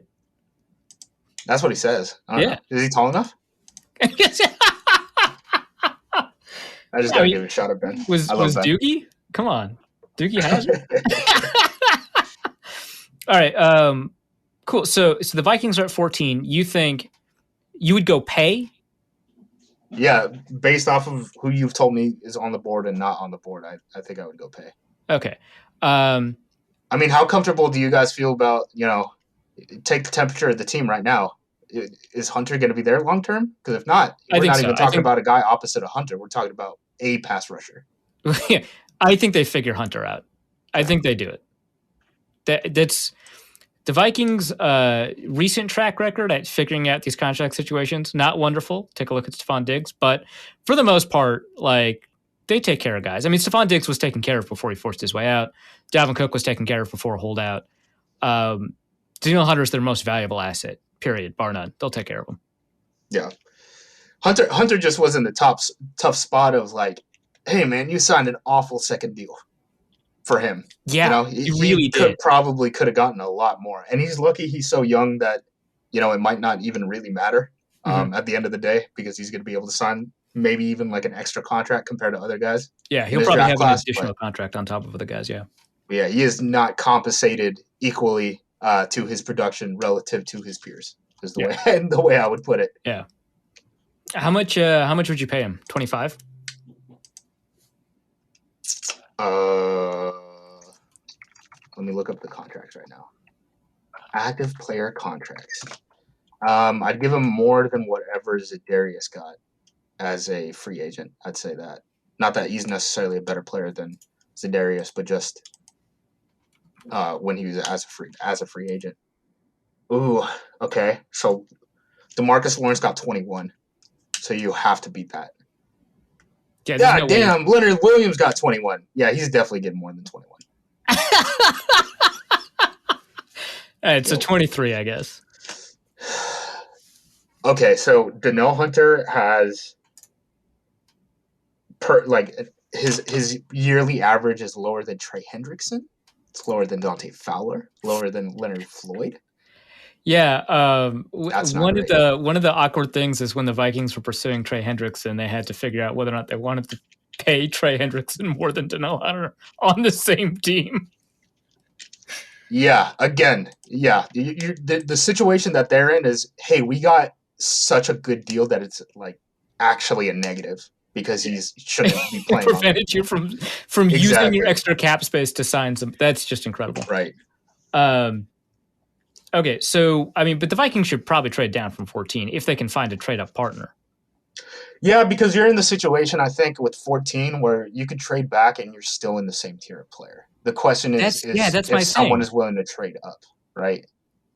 So, I mean, Mac Jones falls. Quarterback needy team probably is willing to trade up to 14, right? Hey, trade with the Bears. Trade with the Bears. Let's get Mac Jones into Chicago. I don't think the Vikings trade with the Bears for a quarterback. Why would they give the Bears a quarterback? What if they're wrong? If I was an NFC North team and the Bears called and said, hey, we're trying to trade up for Mac Jones, I'd say, okay. I might just straight up pick swap. If I could guarantee that the Bears are going to take Mac Jones, I would just straight up pick swap. You can have 14, I'll go to 20. You're doing me the service. I'm getting more value by having Mac Jones in Chicago than I will get from whatever pick you would give me for that. Good Lord. Who is in Chicago right now? What's their quarterback? Andy Dalton. Oh, Christ. Okay. Yeah. Andy Dalton and Nick Foles, man. Oh my God. They have an athletic Nick Foles and Nick Foles. That's great. It's very funny to me that people, for some reason, think, hey, Chicago can't draft a quarterback. They just paid Andy Dalton when Andy Dalton got paid less than Mike Glennon did when they took. Right, I was just about to say, didn't they pay Mike Glennon? Yeah. Okay. Yeah. Cool. Okay. So the Packers, what do? There's no way they grab a receiver. They had Morig, Newsome, and Asante Samuel Jr. in on visits. Asante Samuel Jr. does not seem like a Packer. They took Jair. Yeah, Jair was like, what, 5'10" too? Yeah, I don't think that they care about height the same way post Thompson. I think Goot still cares about athleticism stuff, but even at wide receiver, I mean, they've interviewed Tony, Rondale Moore, Elijah. They're looking at smaller guys than they would have under Ted Thompson. So I wouldn't be surprised if they went. How tall was Randall Cobb? Randall Cobb was like 5'10" flat. He was by far the shortest. I nailed Jair Alexander 5'10" too. Wow. Yeah. Randall Cobb was the smallest wide receiver that the Packers took, and I think he was the smallest player in general that they took in the Ted Thompson era. And then what? It was Ty Montgomery 6. He's 5'11", 7. All right. Yeah. Tony is like bigger than he seems like. Like he came in taller than I would have imagined. He's a little bit like a sawed-off Cordell Patterson is basically who Tony is. Yeah, I think so. I mean, you see the Florida jersey and you think Percy, but yeah. Yeah, he's 1/4 of an inch shorter than Ty Montgomery. Kadarius Toney is. Yeah, I just think it's interesting that they're looking at smaller guys. I mean, plus the Jair pick. But they didn't look at like the 5'7" guys, did they? Did they talk to Rondale? They talked to Rondale. Jesus, I don't know if they talked to Tutu. They talked to Hawkins. No one should talk to Tutu. I weigh more than Tutu. A lot of people weigh. I have high school wide receivers I've coached who weigh more than Tutu, and I worry about them lasting through a high school game. And Tutu's going to be doing it in the NFL. I legitimately do not know how to have a conversation about Tutu because I would just say, dude, he's really small. And that's all you can say. I'm not going to go into a more evolved conversation than that. I will literally be stuck sputtering and saying he's really small. And that's my evaluation of Tutu. Because I just don't understand how you can do that at the NFL level. Like, Jakeem Grant is very small, and Tutu is like 30 pounds lighter than him. And Jakeem Grant, is a situational player. I really like him, and he's a return man, but he's kind of maxed out at that. How big was Ace Sanders? What did he weigh in at? Because he was like, okay, so Ace Sanders apparently is listed at 181. What did he weigh? The combine 178. So that's more than Tutu. Yeah, and Ace Sanders. Ace Sanders is a tiny dude. Yeah, he basically was a return man. Yeah. and he was out of the league in 2 years. So Yeah. He's not a bad return man. no, I don't think Tutu would be a bad return man, but what is he going to give you? Like, okay, if you're like a jet sweep team, I think he makes some sense. Like if Tyler Ervin was getting real reps for a Packers team that, has won the NFC in back-to-back, or went to the NFC Championship game in back-to-back years, I think that makes sense. But like, yeah. So they talked to Rondale. Did they talk to Elijah? Yep. Sure did. Oh wow, yeah, that's what I'm saying. They're going after smaller guys. They do not care about height for the skill guys anymore, or size, I should say. Yeah, for the skill guys anymore. That's why when you were like, I don't think Asante would be a Packers pick. I'm like, I don't know. Seems like Goot's a little bit different than Thompson. All right, yeah, different DNA. All right, and he signed free agents too. So I guess everything's different, huh? In one free agency, I mean, they didn't have anyone leaving, so you got to spend that money somewhere. But all right. So what do the Packers do? I think they go DB. I mean, they interviewed Morig. They the online visit. Kevin King. Wait, no, Kevin King came back. Yeah, he came back. I think he's going to be an outside corner. I think if they take Newsome, maybe Newsome can play outside. And then I don't know really what the plan for King is, but I think if they're available, I think Morig and Asante Samuel Jr. could be slot type of guys, or in a certain way where you can rotate them and the other two safeties. Someone's going to play in the slot. I feel like we're not talking about Morig enough. That dude is really good. Yeah, I like him. Yeah. Who would you compare him to? I mean, honestly, I think he has a lot of the same stuff that like Savage does, where it's like, hey, this is a safety who can like play man coverage. He's a man coverage safety that can hit really hard. And in Green Bay, they're going to be that pattern match, right? They're going to be a man match team like the Rams were last year. And if you're going to do that, then your guys have to be able to play man. And if your safeties are Savage and Morig, and then you use Amos as okay, maybe he could play in the slot sometimes, maybe cover 3, maybe he's a single high safety, so that you have those guys on the edge. Maybe he's a linebacker. You just kind of mix and match them, but. I think that makes a lot of sense, because if the plan is, okay, Kevin King is a starter, he has to play on the outside. Because if there's one thing that Kevin King can do, it's high point a ball against big receivers, and he can be a little bit physical, even if he does get hurt. So you're kind of filling that slot role, and that's where I see, okay, Asante Samuel, Morig, oh, okay, I kind of, you get a feel for like what they're actually going after, and it starts to make sense.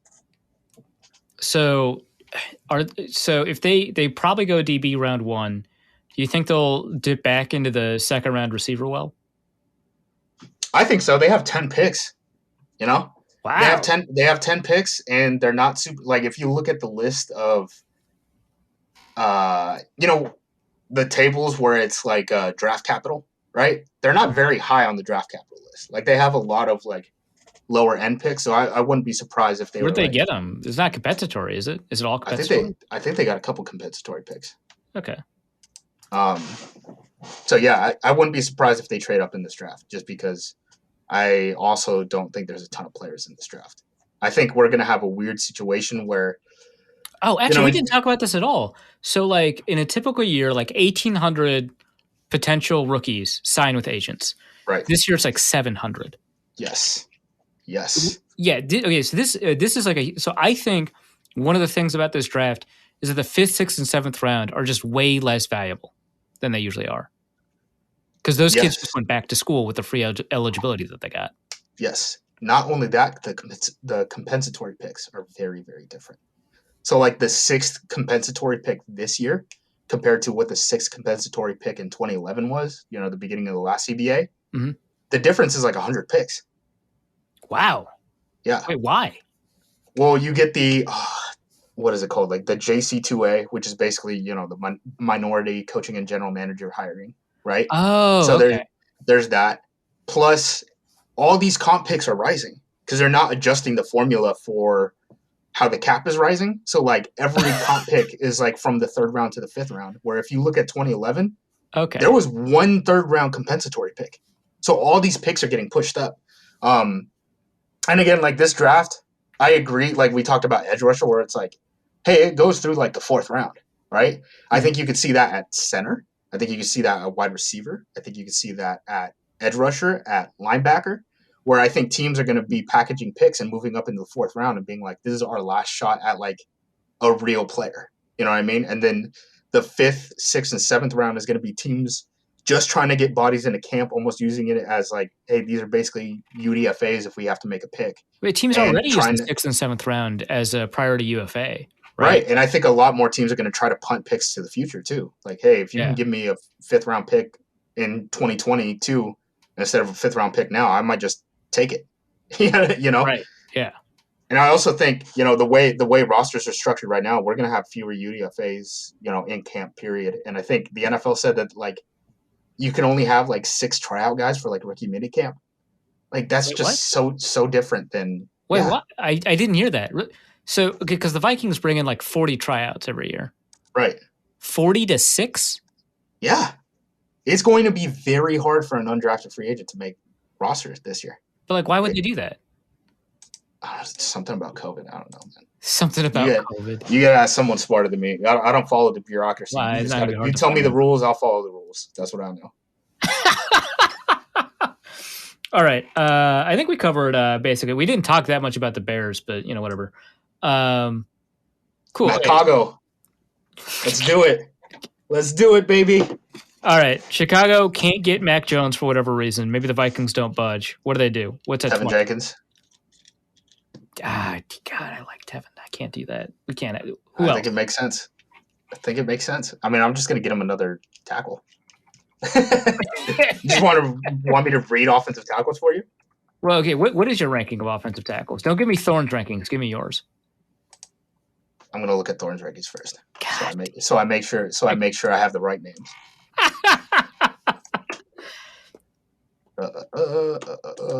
Chicago's right tackle is currently Elijah Wilkinson. Okay, I see where you're going with that.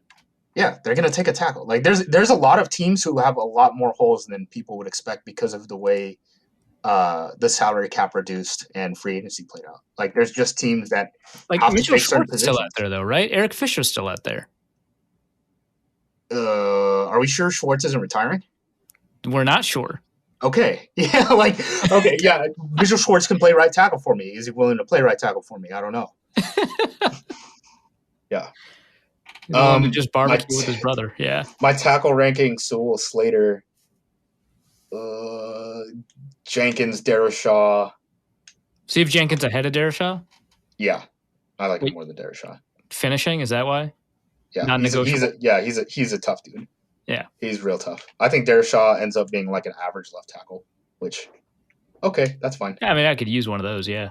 Yeah, if Darashaw ends up being like Taylor Moton, you're like, okay, we did okay with this. Don't talk to me about Taylor Moton, man. I'm so annoyed that the Panthers refused to play him for so long. You're preaching to the choir. I remember when people were gaslighting me, telling me Chukwuma Okorafor or whatever, the left tackle for Western Michigan, was better than him just because he played left tackle. And I was like, what are you talking about here? Yeah. All right, so after Darashaw, what do you got? Ooh.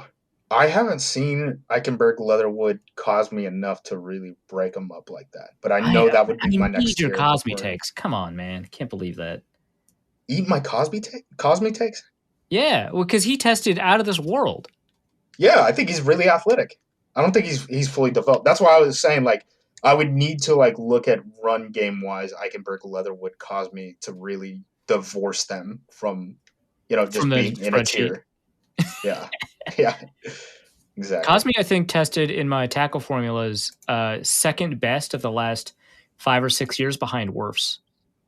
Yeah, he's a crazy athlete. I'll give you guys how about I do this? I just tell you weird stories about front seven guys because I've written 90 guys up. Are there going to be any stories better than Leonard Floyd eating a bunch of like country biscuits and gravy at his pro day and then throwing up? How about Daryl Slayton? Daryl Slayton is TJ, let's go.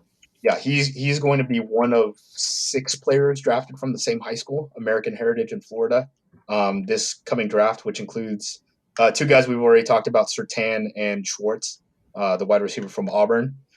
Slayton wasn't allowed to crack the defensive line until his senior year at that high school, and he only had 5 tackles his senior year as a defensive tackle. How did he get recruited then? So he was a guard prospect. And Florida was the only team that was willing to let him play defensive line. Oh, and he just couldn't crack the rotation in high school. Yeah. So he went to Florida, played defensive tackle, and started 1 year as a senior. Okay, so here's my question. So you know a lot more about recruiting and how colleges treat recruits. How often do colleges say, we'll let you play this position, and then actually let them play the position? They let them I don't think they lie that much. I mean, they give them a shot. I don't think they lie.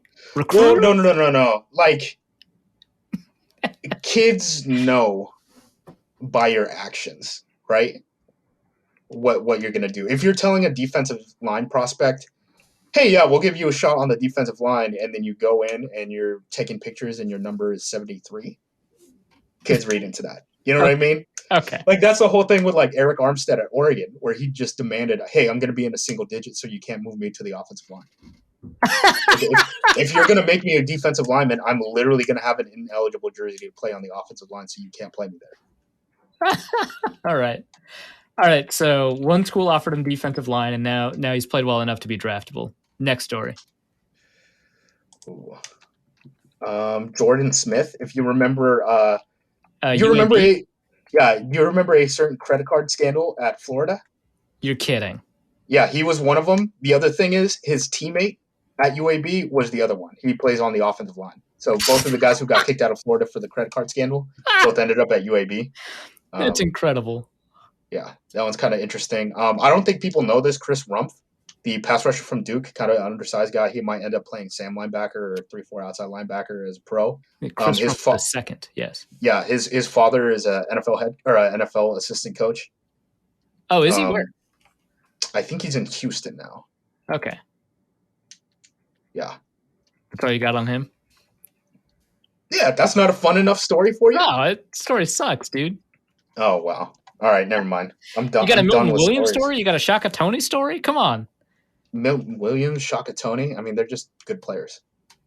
I don't know that Milton Williams is okay, here we go. Chaz Surratt. Chaz Surratt was a freshman starter at quarterback for North Carolina. He's now a linebacker prospect. I think he was Mr. Football in North Carolina. And he's Mr. Football at quarterback, and then he was recruited as a quarterback, started at quarterback. Yeah, he was not a very good quarterback. But I would imagine. Yeah, I think they're doing okay with that Sam Howell kid. I think they're pretty happy about Chaz playing defense and Sam Howell playing quarterback. Is that why Surratt can't take on guard blocks? That is exactly why, and that's the big negative in his game. Hey, man, if you watch Chaz Surratt highlights, you would think that guy's a top 10 pick, and then you watch him in game, and you're like, you're kind of soft taking on guards, and you wonder why, and then you say, hey, he's a quarterback. This guy's a quarterback convert. Yeah, exactly. Dylan Moses, I think everyone kind of knows his career if you follow college football, but if you don't, he was offered a scholarship by LSU when he was in 8th grade. He ran like a 4.4, just crazy athlete, stud player early on in Alabama. And yeah, I was about to say he actually lived up to his potential, and then he got hurt. Yeah, right? He got hurt, and the big thing with him, his evaluation is basically, are you the guy the last 2 years or your first 2 years at Alabama? That's essentially the evaluation. Can you get back to your prior form? Where do you draft him? 4th? I have him in 3rd. Yeah, just because I think his upside is that high. Yeah, he was really good. My linebacker board right now is Jeremiah Owusu-Koramoah, Miko Parsons, Zaven Collins, Chaz Surratt, Jamin Davis. Oh, you got JOK over Parsons? Yeah, and I don't even necessarily know if he's a linebacker. Like, it wouldn't surprise me if some team made him a strong safety or something. I mean, really, these positions are fairly vague, right? You know. But like, okay, so do you think that as a strong safety prospect, that JOK is more physical than Parsons is? That's funny to me that he's okay. I think Parsons is more physical because I saw Owusu-Koramoah get his ass kicked by tight ends sometimes. Right. He tries really hard, but he gets beat up a little bit. I mean, he's a small dude. Yeah, I mean, you just said he was a strong safety prospect, so I see it. Yeah. Oh, actually, I did have a question with Derek Barnes. Played edge, right, and then moved to linebacker? Yeah, he was a linebacker this past year. Still got third down situation reps at defensive end for Purdue just because he was probably their best player. Purdue has this pass rusher, Karloftis, I think is how you say his name. He's probably going to be a borderline first round pick in next year's draft, but he was hurt. So Barnes was kind of their best player on the defensive side of the ball. So they moved him around a little bit. But yeah, up until this past year, he was a pass rusher. And then I think he got let know, hey, you're probably going to be a linebacker in the NFL. So you made the move and still gave them third down opportunities on I mean that sounds like, Anthony Barr's hitting free agency. That sounds like a guy the Vikings might want to prioritize. Yeah, and I compare him a lot to Hightower too. I mean, obviously, right. We're talking about a different caliber in those archetypes. But right, like Barnes is like a fourth rounder, and Hightower is like, Hightower and Barr are both 250 pounds too. Yep. Yeah. I have Derek Barnes as our 114th player, so fourth round sounds right to me. Yeah. Garrett Wallow's insane. Insane how? So they call him Dirty 30. What? Which is a strong start. Yeah. So Garrett Wallow was a safety prospect. He even played safety his freshman year at TCU.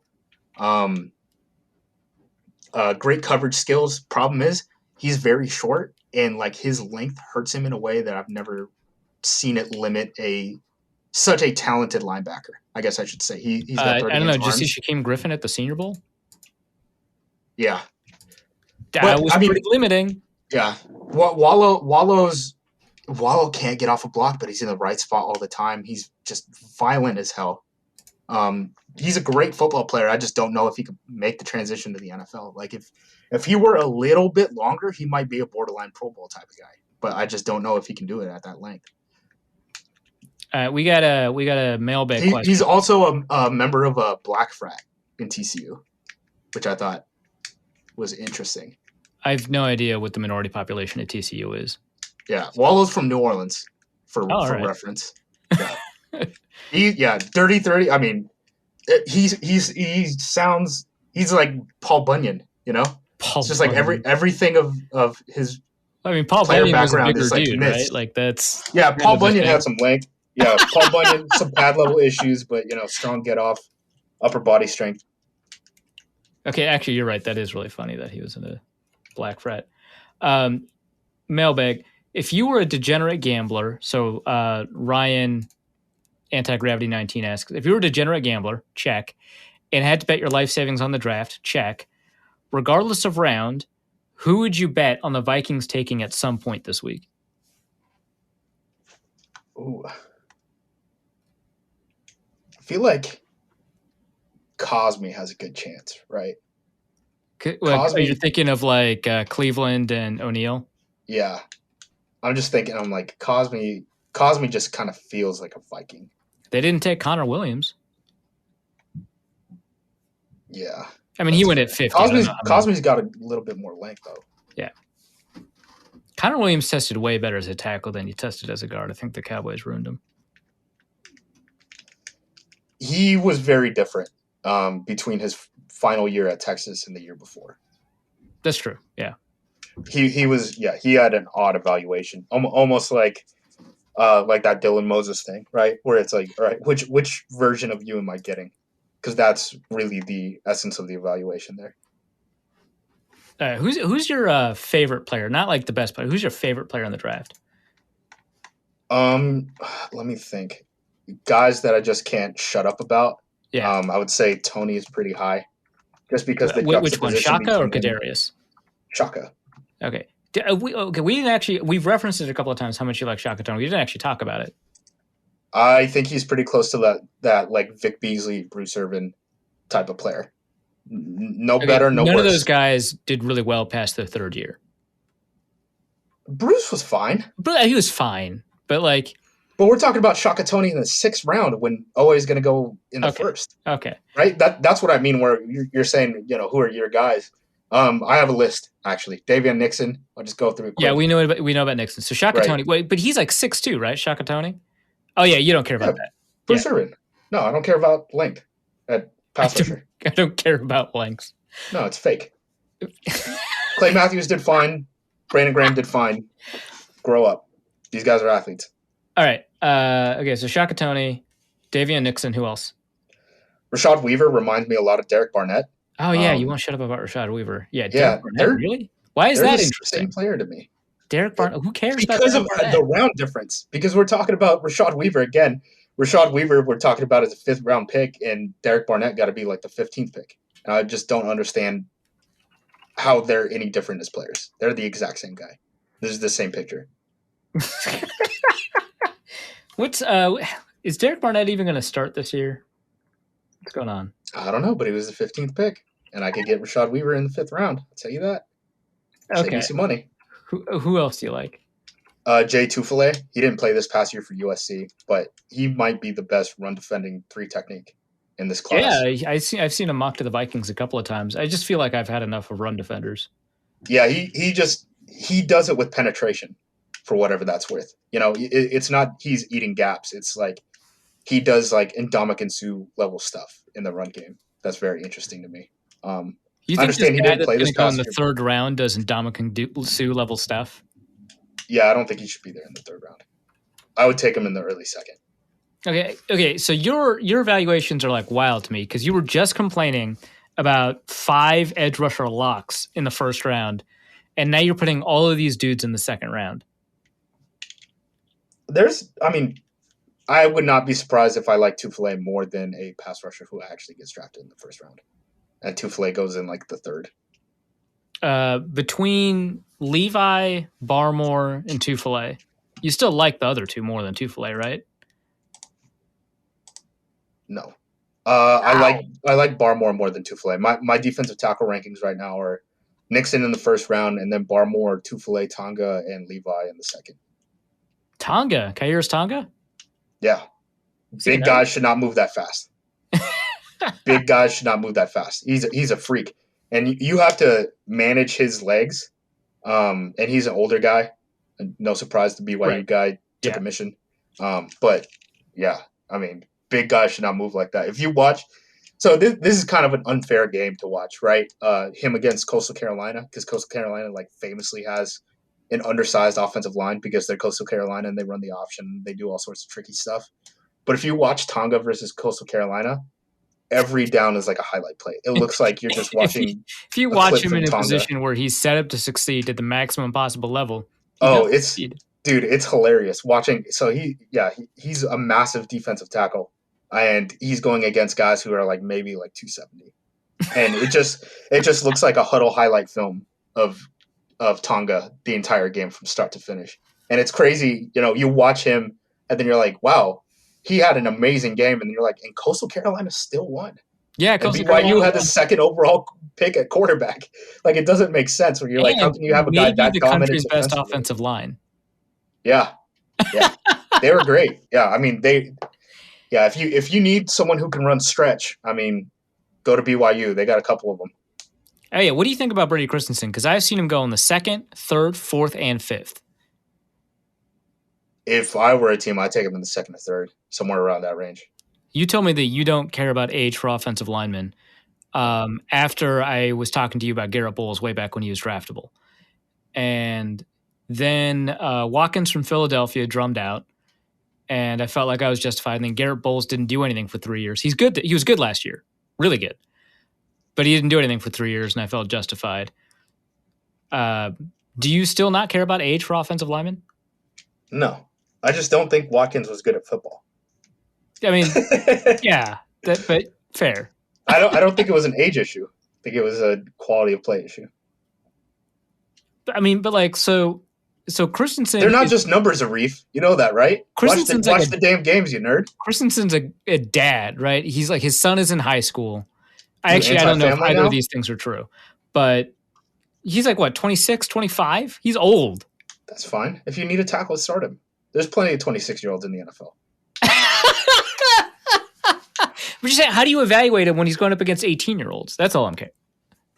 Yeah, the quality of opponent thing is tough, especially with BYU's schedule this past year. But I just think from a skills perspective, he's got the traits. You check the boxes on traits. And then they've got 2 other draftable guys, right? Tristan Hodge and Chanton Herring. That's what I'm told. I didn't evaluate those guys. That's true. You'd have to ask Brandon about that. Other He's side. All right. smarter than me. So how do you see? So okay, so the Vikings have always traded down in the third. I think like 6 of the last 7 years they've traded down in the third. Sometimes they've traded out entirely. But this year, your options, the 5th, 6th, 7th round, are like whatever. Do you think that the Vikings should probably just not continue that tradition of trading down in the third, or do you think that they should keep on loading up on dart throws? Yeah, I wouldn't trade back. Not in that range. I really think you need to treasure picks in the first 4 rounds of the draft more than you usually would.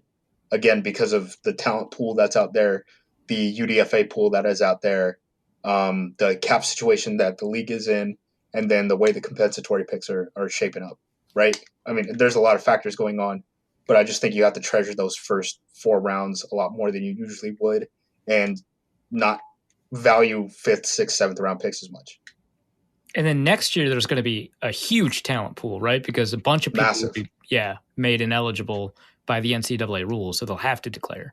Yeah, I mean, look at a guy like De'Aaron King, right? Going back for his 6th year at Miami. Not necessarily about him being like, hey, this is an NFL talent guy who's going back to school, just as an example of like, this guy went back to school and he had the opportunity to in this year that he wouldn't have in the past.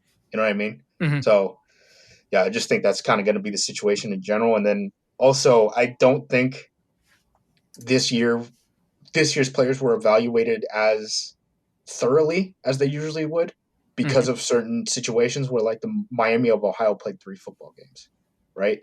Right. How could you justify saying, like, okay, this guy broke out at Miami of Ohio? Trey Lance only played 1 football game, dude. Right, but I mean, we already knew who he was. That's what I'm saying. Like, I think there's a lot of guys who probably quietly had great seasons last year, but because it doesn't show up in the same way in terms of like volume stats, they went back. All right, cool. Is there anything you want to plug before we let you go? Bleacher Report. We evaluated 400 players. I evaluated the defensive front 7. We're having a big board drop Tuesday, so keep an eye out for that. Can you send that to me early? Yeah, I can send it to you right now, actually. If you want. Yeah. Good. For you, anything. Oh, for you, man, anything. We're such good friends. And then because you gave me the consensus board early, so I could cross-check and make sure I didn't miss anyone. I'll do that for you. You scratch my back, I'll scratch yours. All right. Do you still have that laptop I picked out for you? No, it blew up. What? Yeah, the solid state drive blew up 3 times because the motherboard was all messed up. They switched out my motherboard, and then, long story. I don't have a laptop anymore. I'm on a PC. Oh God, I'm so mad. Dude, you didn't tell me that. I feel so bad. No, it's fine. Hey, I can figure out your next laptop purchase if you want. Well, if this time you don't burn me for, I promise you, this one's going to be more reliable. Part of the problem too, no one wants to hear this. I bought a computer that I tried to game on the laptop, basically play Madden on it. That was a bad idea. Laptops aren't made to play Madden. That's what I learned. You got to tell me what you want out of a computer before I can get the right computer for you. Well, if I knew that, I would have changed. Okay, whatever. It happens. All right. And then Bleach Report's going to be dropping a scouting report for every player as they're picked, right? Am I getting that right?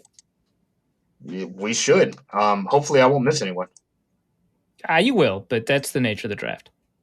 Yeah, I saw NFL.com 7-round mock. I missed 5 guys on it, and I was pretty mad. I thought I had gotten everyone, but our deadline hit, and nothing I can do now. I mean, you were asking me about this, and I was like, no one had Quincy Williams going in the 3rd round of the Jaguars, right? Right. You're just going to miss on guys. I know, it just sucks. One thing I'll say, I think the draft is going to be pretty predictable. I think just because of the limited talent pool, everyone's pretty much going to have the same board. The big 2 differences, right, I always point to are Seattle and Cincinnati. Cincinnati's board is basically draft Twitter's board, and Seattle does what it wants. I think Cincinnati and Seattle's board are closer this year than they've ever been. That's interesting. I still think Seattle's going to do some weird stuff. No, we'll see. I hope so. Mac Jones, let's go. Let's do it. Well, actually, last question before we go. Should the Vikings draft Mac Jones at 14? No. You guys just paid Cousins. Can you guys even trade Cousins right now? Yeah, sure. Why not? Say you guys like you're not a journalist covering the team. Yeah, I'm being Uh, very objective. Renowned for a renowned publication. You, Arif Hassan, what are you? As the general manager of the Vikings, what are you doing? Yeah. I would have, if I was running the Vikings, I would have explored the trade to San Francisco way earlier. Holy crap. Wouldn't have let them get their hands on a draft board before I figured that trade out. Quick note, since we're talking Vikings and players going back, J.D. Spielman, Rick Spielman's son, transferred went to back TCU, right? Yep, got an extra year at TCU. That would not have been able to happen in a normal year. Like, there's just a ton of those stories. Yeah, well, I mean, it's killing the consensus boards because they keep on finding guys that actually went back that are in these guys' boards, and like Reed Blankenship, like good lord, so many people have Reed Blankenship on their big boards. He went back. I had a couple of JD Spielmans. I had a couple of CJ Verdells, right? Like a bunch of players that went back. No, Rodarius Williams declared, but like there's another corner that like went back. The Western Kentucky D'Angelo Malone, he went back. And like he's on a bunch of boards. It's infuriating. You gotta go. You gotta use the SRAs. That's what NFL teams are doing. They're using SRAs. Did this player sign with an agent? That's how they're evaluating if a player is or isn't in this draft pool. Essentially. Yeah, I mean, that's the only way you can do it. They try to track it through Twitter and all sorts of stuff. And beginning of the draft cycle was kind of chaotic. D'Angelo Malone never announced. I found out because there was a practice report, and then he played in their spring game. And I was like, okay. There's just so many of those open-ended questions that people were trying to get clarity on that, I know teams are just looking at SRAs right now. And if you haven't signed with an agent, they don't think that you're in the draft pool, essentially. Well, in fairness, if you didn't sign with an agent, you're eligible to go back to school. So you might as well. Exactly. So. All right. People can find you at Jew Mosque, which has nothing to do with Jews or mosques. That's right. JUMOSQ. Find his stuff at Bleach Report. Nothing else, right? Not for now. All right, cool. You'll see. Big summer. Big summer for your boy. But all right. Yeah. Until then. Peace. Yeah. See ya. All right, let's go to the mailbag. And the first question is from Christopher Wiley, who asks, I would love some deeper thoughts on consensus board construction. Does Arif do means or medians?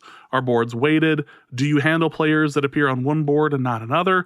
Also, congrats on the board being insanely viral this year. Thank you for that.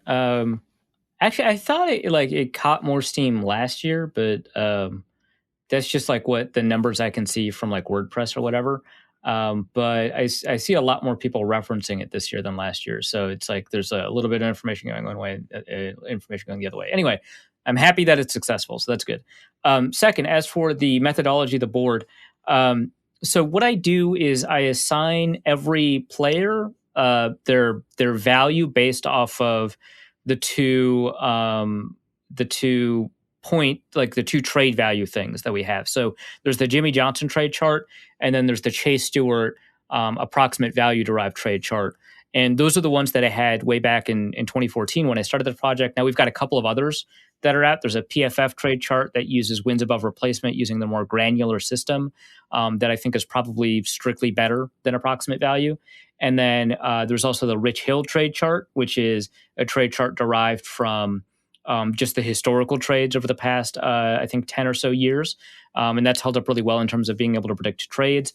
And then there's another trade chart from PFF, which I think is just based off of second contract value. And so there's like 4 or 5 floating around out there. That contract value one, I think, is over at overtheclock.com. And I didn't incorporate those. I just kind of found the middle ground between the Jimmy Johnson trade chart and the approximate value chart, and assigned that. So like the top player in any board is worth 3,000 points, and then the second player is worth like 2,700 points or something like that, and just so on down the list. And so that way I can avoid the problem. So I didn't see anyone do this until after I started doing the consensus board, which is not to say that no one had thought of the idea of taking multiple rankings and combining them. Like, that's obviously a very intuitive idea. But one of the problems I saw after I started doing this, and I'm really glad I took this approach instead of just averaging the ranks, is that it treats every variance in ranking the same. And so, which doesn't make a ton of sense to me, because if you disagree between who the top player in the draft is and who the fifth player in the draft, like if a bunch of people have, say Penei Sewell is the fifth player in the draft or something, right? And another person has them as the top player in the draft, that is a really substantial disagreement, right? That is a huge statement about the amount of talent that you think is either in the draft or that Penei Sewell has or whatever, right? The difference between the top player in the draft and the fifth player in the draft is enormous, and teams pay a ton in order to generate that difference. It's huge. But the difference between the 255th player and the 250th player is marginal. It's nothing. It could be because you saw them, you blinked the wrong time on film. Like the amount of difference between these players is not that much. But if you average the ranks out, it treats those differences essentially the same, or close enough that I don't feel comfortable doing that. So I use that. But there is still a problem with variance, because if a bunch of players, or if a bunch of people rate this one player as the 20th best player, and there's actually a really good example of this is Mac Jones. Mac Jones is ranked, he's the highest variance player I have. So spoiler for the article publishing tomorrow. So I guess by the time you listen to this, it'll probably already be published. But Mac Jones is the highest variance player I have. But broadly speaking, he's ranked like 20th, 23rd, really. There's one board that has him first overall, the highest value player in the draft. And I believe that is the talent board that Drew Boylehart puts together at the Huddle Report. And in the system that I'm using that gives so much weight to the first rank and not as much rank to the 20th rank, it's going to jump them from 23rd to like 18th just by including that one board of like 60. And so I have to account for the fact that I've now shifted things in the other direction to account for the problem with averaging. And so what I do is I take what's called the interquartile mean, which is basically just to say I throw out the outliers. So I throw out the point values that are in the top 25% and the bottom 25%. And I only take the average of the point values of the middle 50%. And that's how the ranks are constructed. And I'm willing to bet that if you did this versus another consensus board that only uses average ranks, that it performs better. And I'm super happy with the performance of the consensus board so far. So I think that approach has really worked. I just gave away a bunch of the secret sauce. I don't care. I was really open about it back in like 2015 anyway. So like you can find it then.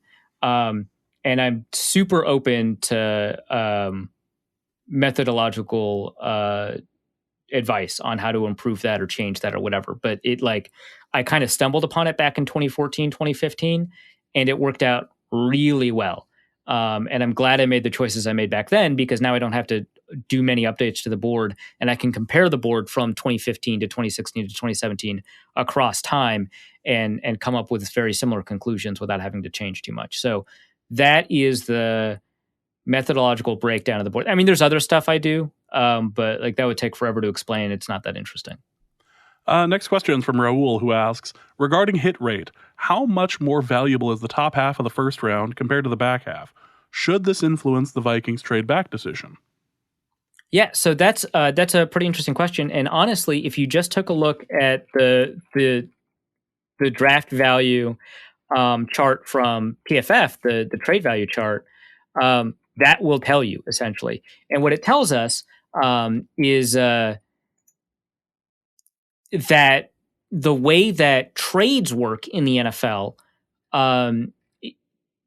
is that the trade chart that's being used, so the Jimmy Johnson trade chart, kind of, but now the Rich Hill trade chart, which is the historically derived one, says that the cost to move up in the draft to the top 15 from the bottom 15 is higher than the amount of value that you return. But you still do see an exponential decrease, or I guess a logarithmic, but an exponential decrease in player performance and player value over time. Now, there's a bit of selection bias. I mean, teams are just much more willing to put first rounders on the field than they are fifth rounders, even if the fifth round and the first round are performing identically well. Like, there's no explanation, for example, of Christian Ponder playing for the Vikings were it not for the fact that he was a first round pick, right? Like, he did not do well enough in practice to justify it. But it's like, well, it's him or McNabb. Um, and so teams are just much more willing to put a first round pick out there. So there's a selection bias there, but for the most part, even if you account for that, the drop off in performance is steep and it's logarithmic. And so that's true, but it's just the steepness is overestimated by the Jimmy Johnson chart. And so one example that they give here is that the first pick of the second round is worth 56% of the value of the first overall pick if you're drafting a non-quarterback. And things change when you're drafting a quarterback, obviously, according to PFF4. And then every other trade chart, including the approximate value chart, tends to overestimate the value of that pick. And so the Jimmy Johnson chart says that the 33rd pick is only worth 20% of the first overall pick, whereas the contract chart, the Spielberger chart, or Fitzgerald Spielberger, I guess is what they want it to be called, it's worth 40% of the first overall pick. And so, with all of that in mind, it is not unquestionably better, but it is better to pick earlier because teams are generally pretty good, or the NFL is generally pretty good at rank ordering the players in the draft. It's generally pretty good at identifying talent. So being able to pick earlier is better. But the cost at which you do it is generally, in the current market for draft picks, not worth it to trade up. I don't know what the percentage hit rate is because it depends on how you define a hit. But I'll link that PFF article and then also another PFF article that I was using to kind of research this question that does a pretty good job of breaking it down positionally, right? Because you're not trading up for a player, you're trading up for what you think might be the second best offensive tackle. And so if you take a look at, if you pick a tackle in the top three or an offensive lineman in the top three, your chance of getting like a stud pass protector, somebody in the 75th percentile, your chance, the 90th percentile, your chance of getting that guy in the top three is 28%. That's twice that of getting a guy in the second round. And it is looks like 4 times that of getting that guy in the third round. And your chance of getting a starter, so 65th percentile player, your chance of getting that guy is 62% in the top three, and only 40% in the second round and 30% in the third round. The drop off there is a little bit less steep, so you're much more likely to get an elite guy in terms of your hit rate. And I don't think eliteness is all that important along the offensive line, so that might be able to inform your decision making. But that probably tells you, in terms of how you define a hit, what your likelihood of getting that kind of offensive tackle early is. I don't think it's worth it. And it sounds like, according to Tom Pelissero, the Vikings might. Doug Nasby asks, who would you love at 14 but hate for trading up for? Rashawn Slater, I think, is the perfect example. I mean, hate is a strong word. I think Slater's a really good player. But and if you just listen to the interview, which thanks for sticking around. That was an hour and a half, I think. So cool that you're here. But like it depends. Some teams might like Sewell more, some teams might like Slater more. So you actually might even get Sewell. And I would not super hate trading up for Sewell. Again, I don't think eliteness is as important at tackle as it is at a creator position versus a protector position. So cornerback, tackle, etc. But I think that I think Sewell's really good, and I think that he's being kind of underrated at this point by the way the media talks about Sewell. They're talking about like some slight character. Like, it's tough when you call something a character concern because like you're grouping some things that are about kind of the character of the player that's like kind of good to know with other things like, holy crap, he might commit domestic violence and you won't be able to employ him. And those are both considered character. And Sewell's character, quote unquote, character concern is that he's immature and he might not respond well to coaching at first. That's not in the same category of like, yeah, he's going to get multiple Deweys. Like, that's not the same thing. But they're both character concerns. So when we say Sewell is a character concern, we're adding a lot of weight that shouldn't be there, but there's not a great way to talk about it. But yeah, we're underrating Sewell, I think, because of those reports a little bit, and because he didn't play in 2020, which I guess Slater didn't either. But like, Sewell is just good. Like, he moves so well, and I feel like we've just kind of overlooked that. If they traded up for him, My head tells me that that's just the wrong move. It just is, probably. But I like him a lot, so it's tough to hate it. But I think it's probably a bad move. Slater would be, I think, another example of a bad move. I can't imagine that there is a player that they would trade up for that I think would be a good move, honestly. Like if they traded up and got Jamar Chase, I'd shut up and I'd say that's an amazing move. I'm going to have a lot of fun watching this team that can't pass protect but can catch the ball. Like, great, let's go. Get rid of the ball in 2 seconds. Let these 3 elite receivers just take care of things. Fine. But like, other than that insane scenario, or like if they traded up they could trade up for any of those 5 quarterbacks and I'd be fine with it. Like I know Justis doesn't like Mac Jones, but like I don't care. If you trade up for one of those 5 quarterbacks, I think it'd be good. Anyone else, Kwity Paye, Jalen Phillips, I like those players a lot.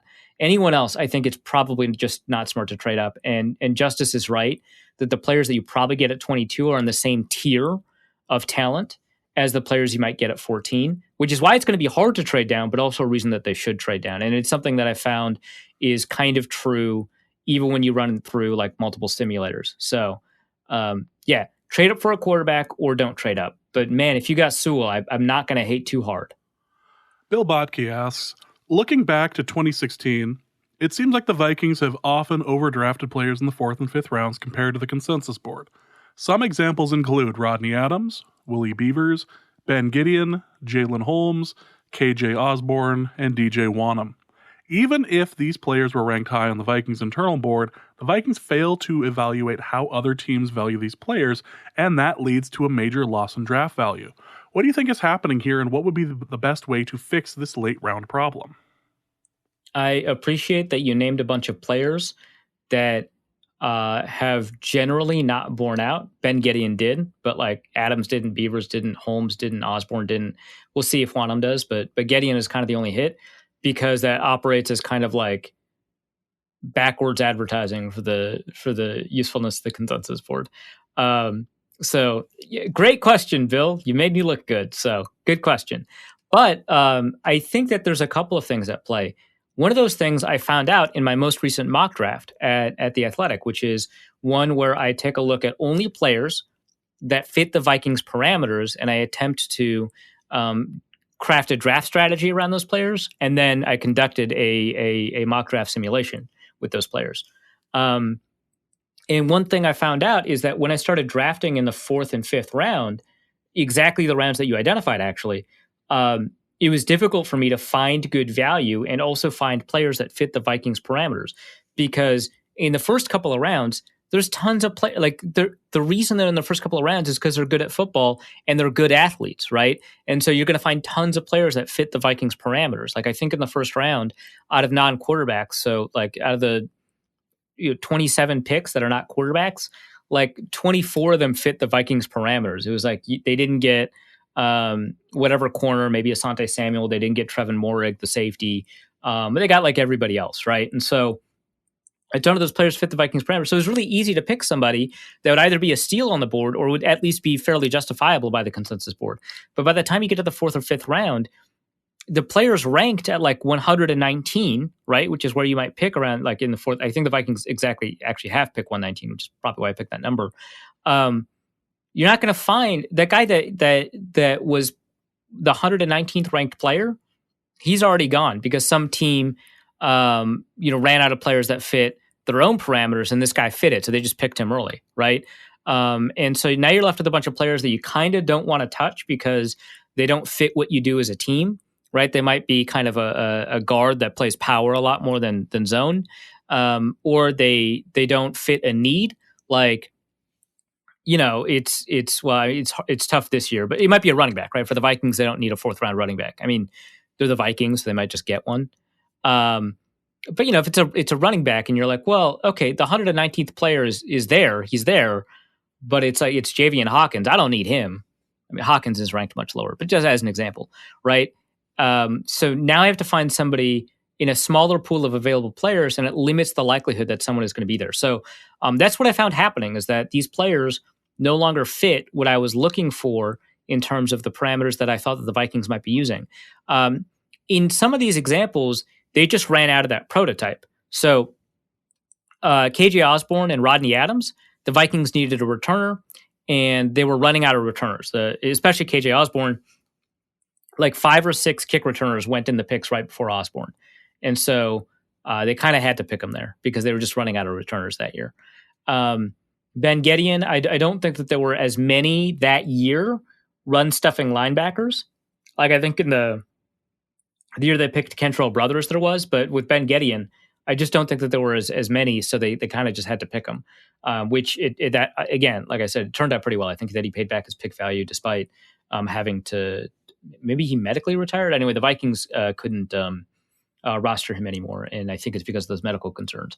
But yeah, it's just you have a smaller pool, and so you have to look further to find the right guy. So I think that's part of it. I think also part of it is the Vikings, I think, might be getting a little bit too confident about their ability to find defensive linemen. Like it seems like that because the last couple of mid-late round picks that they've gotten at the defensive line, whatever. Like we'll see how Wanham turns out. We'll see how James Lynch turns out. We'll see how Kenny Willekes turns out. And Stephen Weatherly and Afadi Adenabo both outplayed their pick value. But you take a look at like Jalen Holmes, you take a look at like Scott Crichton even, which is going a little bit further back. Ade Aruna. It feels like they figured out what worked for them, and then they kind of exclusively focused on players that shared some of the traits. And like Wanham shares some of the traits that Daniil Hunter does, right? But like the reason Daniil Hunter is good is not because of the totality of traits that DJ Wanham has. He's good because he has those traits and more. And I think that they're kind of focusing on those traits a little bit too much. But that one is more speculation. Like it's tough to find patterns in the draft because you have a really small sample, and you can build a narrative off of like 3 years, which is only 3 picks. And then they'll just hit big the 4th year, and you're like, well, okay, fine. That narrative doesn't matter. So it's all speculative. But I think part of it is the way that you define your parameters. Part of it is a little bit overconfidence. And how do you fix this? Expand the parameters a little bit. Be more comfortable with falling players that don't fit your parameters. Like if like a linebacker falls and he doesn't quite look like Anthony Barr, but he can play linebacker. And he's like ranked 50th on the consensus board, and you're picking at like 98th, dude, just take him. It doesn't matter if he's not Anthony Barr. Just take him. He's probably good. Like if Nick Bolton falls, that dude is slow. That dude can't play in coverage. I don't know how much value he is on special teams, but he is really good at defending the run. And the Vikings do need that. So if he falls to 98 or whatever, yeah, just pick him. I don't care that he doesn't test like a Viking. So I think they should be a little bit more comfortable with that too. Next question is going to be from Kenneth Allen, who asks, given that trading up in the first is generally bad value, what kind of realistic potential trade up for left tackle 1 or left tackle 2 would you be willing to say is a good trade for the Vikings? And as you had said earlier, I believe it was Pelissero had mentioned that the Vikings were talking about potentially moving into the latter half of the top 10. Right. Yeah, exactly. And I think Pelissero, the language he used was for a tackle, which a lot of people interpreted as Slater. And I think, that's fair to interpret that as Slater.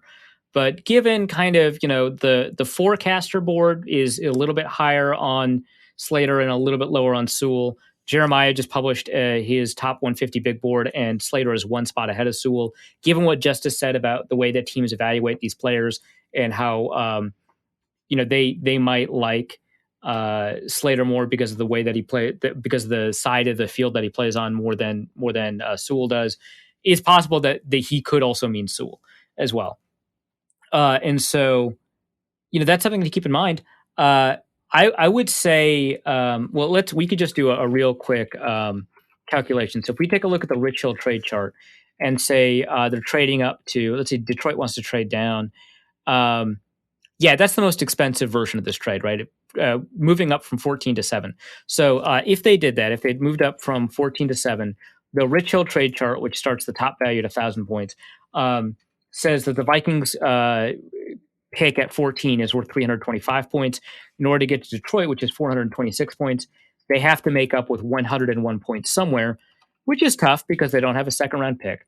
And so by that trade chart, they have to give up probably, not 78 and 90, but but probably 90 plus 119 plus 125.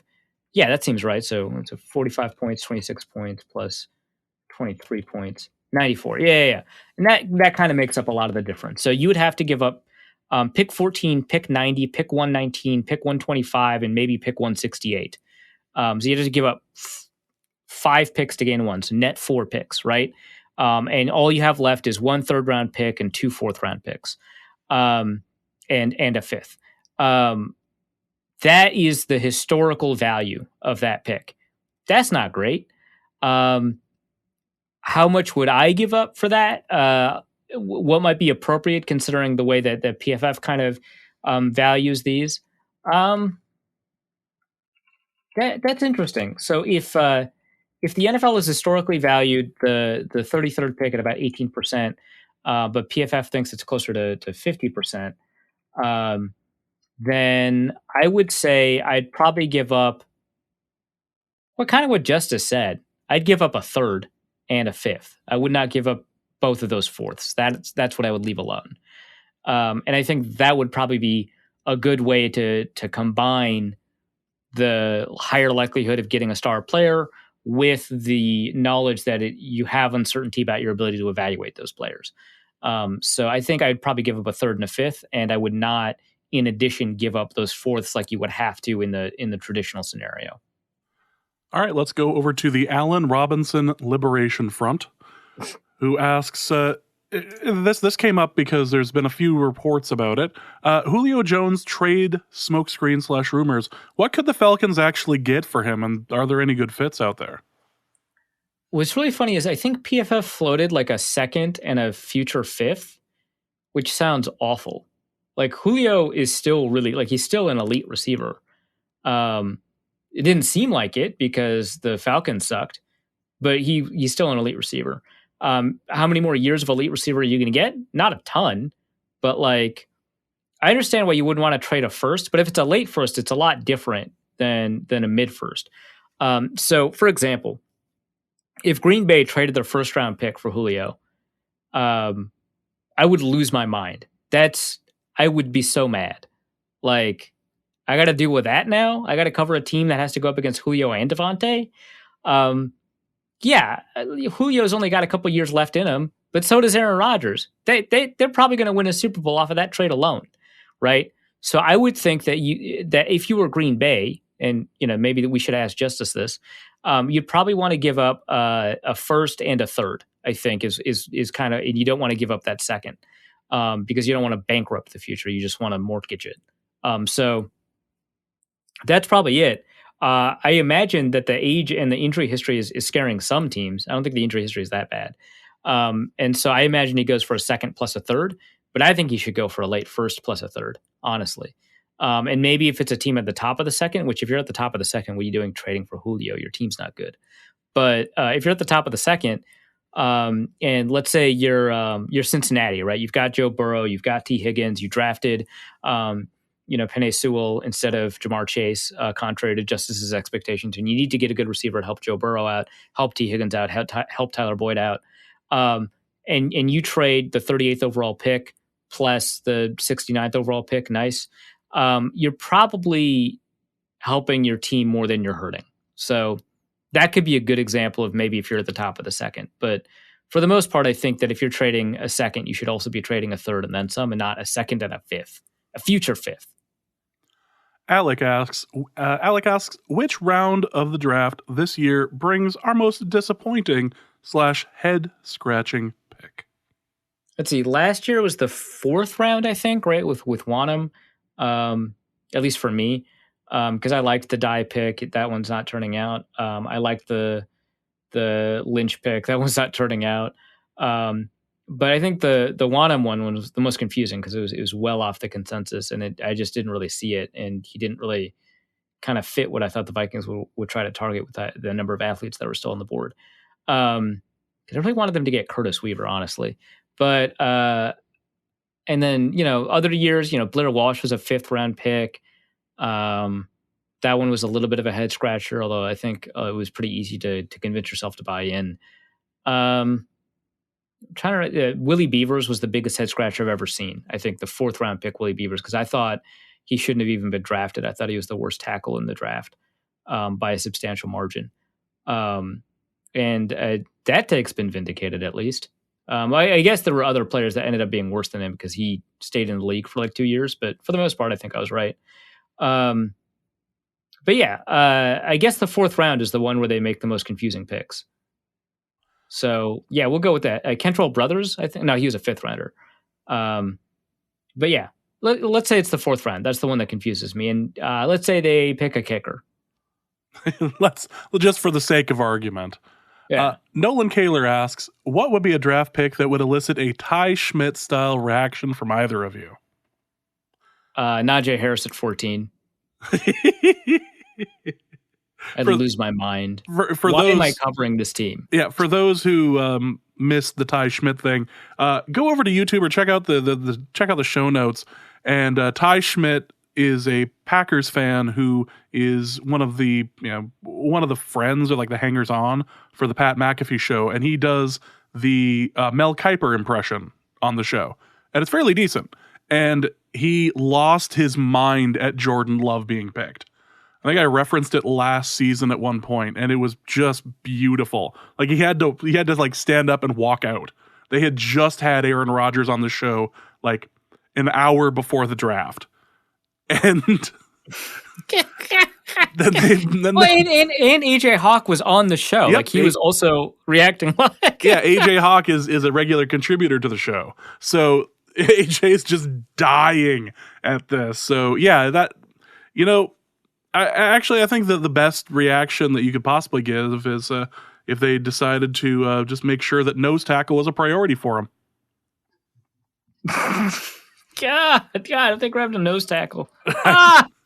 Oh my God, that makes you're right. That was a better option. There's not really many nose tackles in this draft, but if they picked like Kairos Tonga, Justis's favorite, I'd walk out, right? So the Vikings have made the decision to allow reporters to cover the draft from the Vikings facility this year. I'm getting tested tomorrow to see if that's something that they'll let us do. Not like a SAT test, like a COVID test. They're allowing you to have one now, or people are. Yeah, the people are, right. Now that I don't have any symptoms, the tests are readily available. I'm still so mad about that. I'm so mad. It doesn't matter. I'm alive, right? But yeah, so they're letting us into the facility, and if they drafted like Kairos Tonga at 14, I would get up and walk out of the facility. Be like, nope, we're out. I need a drink. I need something.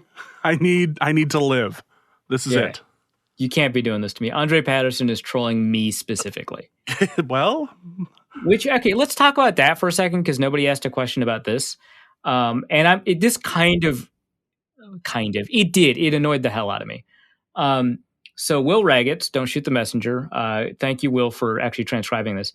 Posted a link to the video where Andre Patterson talked at length with V and Gabe Henderson specifically over at Vikings.com.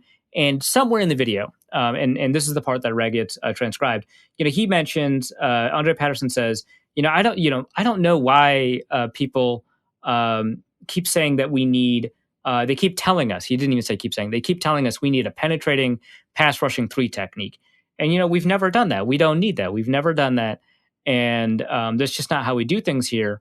And then he added like other stuff like, honestly, I don't know what you're watching, or you might not even be watching us. And back when we had the number 1 defense in the NFL, we didn't have that. This is just not something we do. And the fact, I can't with this. This quote is insane. Like it is. There's a lot of like discourse, especially on the stupid part of Twitter that I'm on, left Twitter, that says that we use the word gaslighting too much. which, maybe we interchange the word gaslighting and the word lying too much. Maybe it has a really great specific meaning within the context that it came from, which, I don't want to get into that too much, but no, it definitely means altering my understanding and perception of reality and telling me that what I'm seeing is not what I'm seeing. Like, you have got to be kidding me, right? So they've only had the number one defense in the NFL once. It was 2017, really phenomenal defense. We've talked about it a ton because we had a podcast back in 2017. And you know who that defensive tackle was? It was Tom Johnson. He weighed 285 pounds. You know what he was bad at? Defending the run. Zimmer said that right before the season. He's got a lot of slither in the pass rush. He's working on defending the run. He's working on how to defend the run. But he's got a lot of slither in pass rush. And yeah, that's who he was. You know who took more snaps at defensive tackle than any other player in 2017? Tom Johnson. It wasn't Linval Joseph. It wasn't Shamar Stephen. It was Tom Johnson. You know who they got to replace Tom Johnson? Sheldon Richardson. Also not a run-stuffing 3 technique. You know who they had before Tom Johnson and Sheldon Richardson? Sharif Floyd, a penetrating 3 technique pass rusher who was way better at pass rush than he was at defending the run. I can't believe that he said that.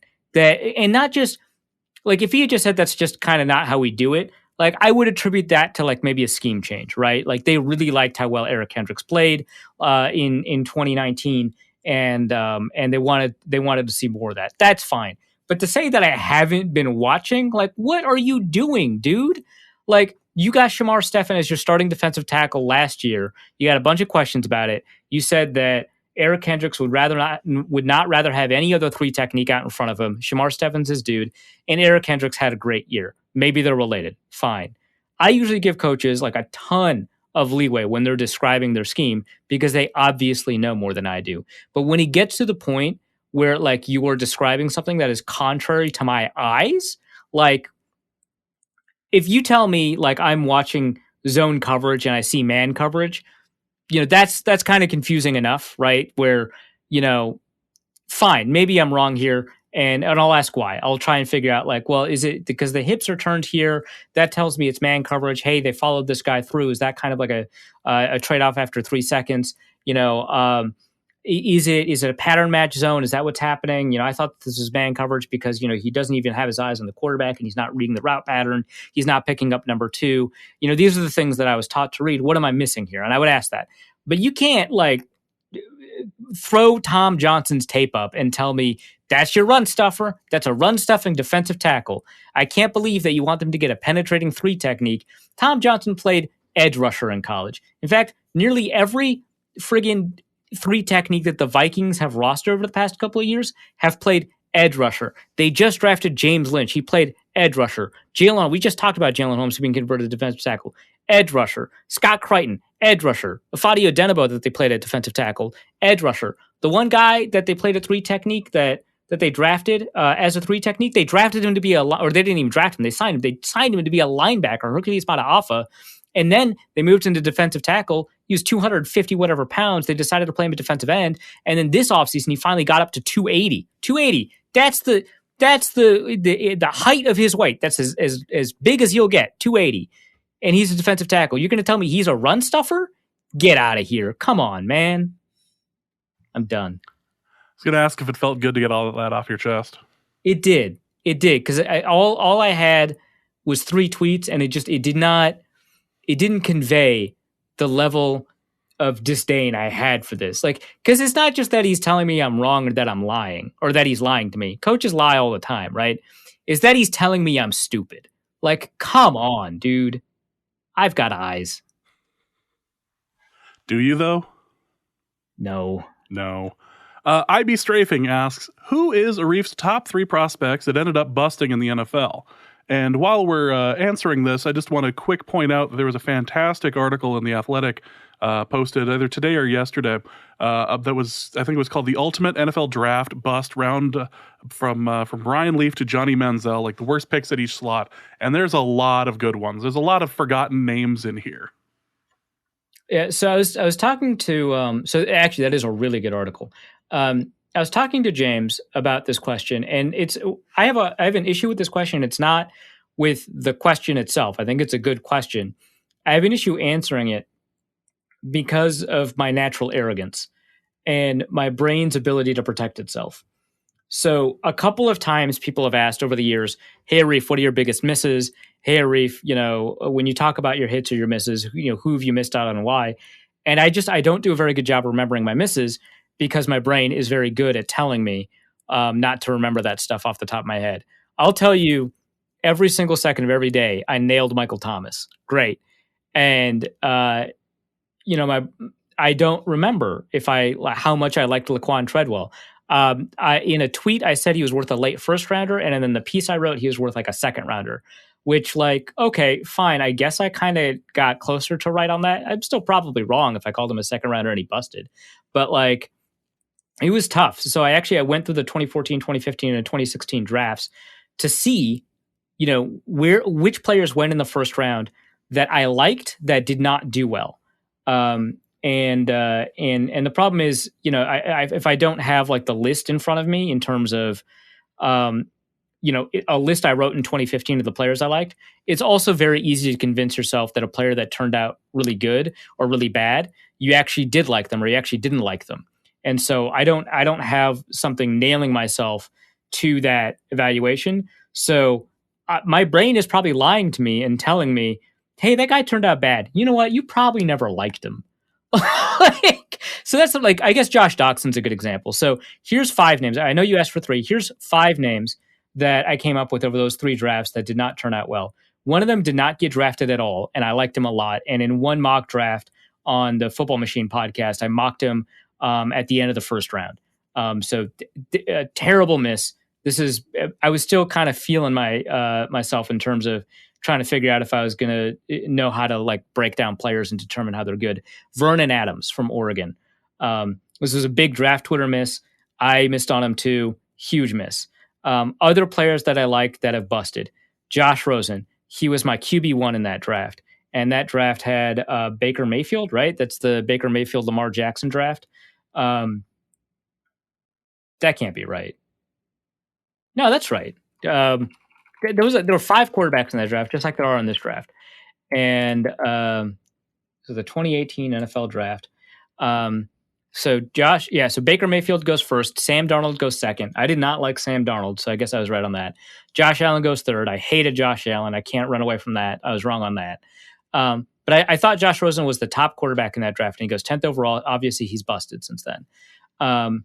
So that's a good one. It took him 1 year to bust, so that's record time.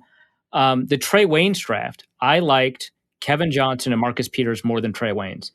Kevin Johnson had a better rookie year than Trey Waynes and then has had a worse every year since then, even though Trey Waynes didn't even play his second year or his rookie year.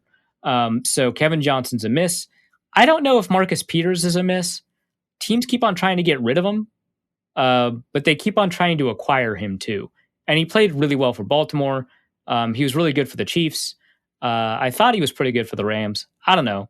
But, the Vikings did not try to get rid of Trey Waynes, and the Chiefs, I guess, tried to get rid of Marcus Peters. So I don't know what to make of that. But he is a better player. And then O.J. Howard, I loved O.J. Howard. I thought he was a quote-unquote generational tight end prospect. He was one of my favorite tight end prospects ever. And now I'm high on Kyle Pitts. But I thought he was great. I thought he could do everything. And he's just not done that much for the Bucs. There's a lot of mouths to feed there. But there were also a lot of yards to get, and he didn't get many of those yards. So that's probably it. O.J. Howard is a valuable player to have on a roster, so it's difficult to call him a bust in the same way that Laquan Treadwell is, but he's certainly not living up to his pre-draft expectations. So those are 5 names. I don't know if they're my 5 biggest misses in terms of guys that I liked, but yeah. That receiver draft, I probably did like Josh Doxson, but I did not like Corey Coleman, and I kind of didn't like Laquan Treadwell, and I really like Michael Thomas. So I think I came out ahead from a receiver perspective. Oh, I didn't like Will Fuller. I don't know if that counts because he can't get on the field, but when he's on the field, he's really good. So who knows? Let's go to a question from Tep, who asks, how many offensive linemen would be too many offensive linemen? Is 5 guards too many? 8, 10, 15? I assume you mean to draft, and 15 would be hilarious. We're just going to keep trying to hit on one. Like, that's all we're doing. By God, we're going to figure this out. Exactly. I'm tired of people saying we're not committing to this. Here, here's 9 picks, and they're all left tackle. We're going to find one here. I mean, like, Spielman said something like he had to sleep on the couch, then he drafted Mike Hughes. Like, this is a good way to get back into his wife's good graces, right? She's big on protection, yeah. Yeah, I guess. I mean, and he did learn his lesson. He did draft an offensive lineman the next day. So, I mean, like, realistically, I think 5 is probably too many. I think 4 makes sense. I drafted 3 in my most recent mock.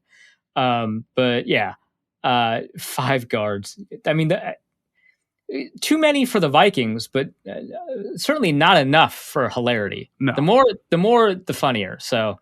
Really depends on what your aim is. Tommy Gunn asks, at what point can we start grading the 2022 seven-round mocks? I feel Arif has a few of these rough drafts done. That's the thing. I don't know anybody. Like, I know like one player for the 2022 draft. It's Kayvon Thibodeau from Oregon. And I know him because he absolutely wrecked Elijah Vera Tucker at USC playing tackle. I don't know a lot of these guys. I'm not huge into these college players. I find out a ton in between the months of January and April. And specifically, I find them a lot in specifically the month of January and in specifically the month of April. So, yeah, I could not begin to construct a 2022 one-round mock. I could just be like, yeah, I think Spencer Rattler goes. I think Kayvon Thibodeau goes. And that's my 2-pick mock draft. All right. Arif's Neglected Resistance Bands asks, hey guys, shout out to Arif for all his hard work this draft season. All the big boards are very impressive. Will Arif be selling his complete spreadsheet collection, or will it be a Patreon exclusive? Don from Ohio asks, even though I'm an OSU homer, convince me otherwise. Justin Fields isn't a better quarterback than the rest of the guys who might be drafted ahead of him. He's proven twice he can outplay Lawrence. Wilson/Lance haven't played against any strong teams, and Jones had all the talent in the world around him. He is asking to bring the Justin Fields argument to the podcast. Okay, so I like Justin Fields a lot. I think he is a better quarterback than everybody besides Trevor Lawrence in terms of being a prospect. I think that he's a really fantastic quarterback. I was talking to an evaluator that had Justin Fields QB1, right? And I was like, that's interesting. You don't have him higher than Trevor Lawrence. And he's like, well, it's a 1A, 1B thing, but if you have to rank him, you don't get 1A, 1B, you get 1, 2. You don't get to pick 1B in the draft. You get to pick 2 in the draft. And so Trevor Lawrence is 2. And I was like, well, that's pretty interesting. And he's like, yeah, but I haven't finished yet with Justin Fields. So we'll see if my grade changes. I suspect it won't, right? Because I'm very impressed with what I saw. I was like, okay, cool. Couple days later, he comes back and he gives me his big board, which is not included because he's affiliated with an organization, I'll just say. And I was like, oh, Justin Fields is ranked 3rd overall here, and Trevor Lawrence is 1st overall. What's going on? And Kyle Pitts was 2, by the way. And he's like, yeah, I saw the Indiana game. And I was like, one game? One game dropped a guy from 1 to 3? Are you some kind of coward? Which, was a weird thing to call this guy. but yeah, the issue with that game is not that Justin Fields played poorly, whatever, which he did. The issue with the game is that Ryan Day, according to this evaluator, Ryan Day hung Justin Fields out to dry, did not do a very good job of adjusting protections, kept one kind of protection in the whole time. Indiana got the best of that protection. The problem is that Fields did not adapt to the situation like you'd expect a QB1 to adapt, essentially. And while it is Day's fault that Justin Fields played poorly from a draft perspective, you want your QB to be able to rise above the mediocrity, which Ryan Day is not a mediocre coach by any means. Of course, he's one of the best coaches in the FBS. But you want to rise above the bad days that your coach has to make it a good day, and he didn't do that time. Some people have issues with this game against Northwestern. I think that's all true and fine. As a counter, you could say, holy crap, Justin Fields played through 2 cracked ribs against Clemson and outplayed Clemson. Wow. I want that guy on my team. which, yeah, I do. I do want Justin Fields on my team. I think he's a phenomenal quarterback, and I think that he's probably I don't even remember. I would take him above Josh Rosen, which means I would take him number 1 overall in that 2018 draft that had Baker Mayfield and Josh Allen and Josh Rosen and Lamar Jackson. So he's one of the better quarterback prospects I've seen, I think, in my opinion, in a long time. But Trevor Lawrence, I just think, is better. I think Lawrence does a better job in terms of post-snap processing, which I know is like a common criticism of Fields, and I don't think it's really a fair criticism. I think that Fields is really great at pre-snap processing. He's really fantastic at it. And I think the stuff about how he locks onto one guy is mostly fake. Like, I think that that's not really true. But Lawrence does it kind of at another level. And Lawrence's post-snap processing is really great.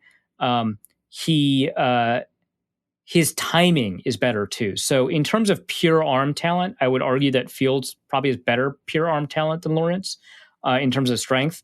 But the things that arm strength does for you, getting the ball into tighter windows, getting the ball to arrive sooner, getting the ball to arrive on time, allowing you to throw off platform with more consistency, literally being able to throw deeper, all that stuff.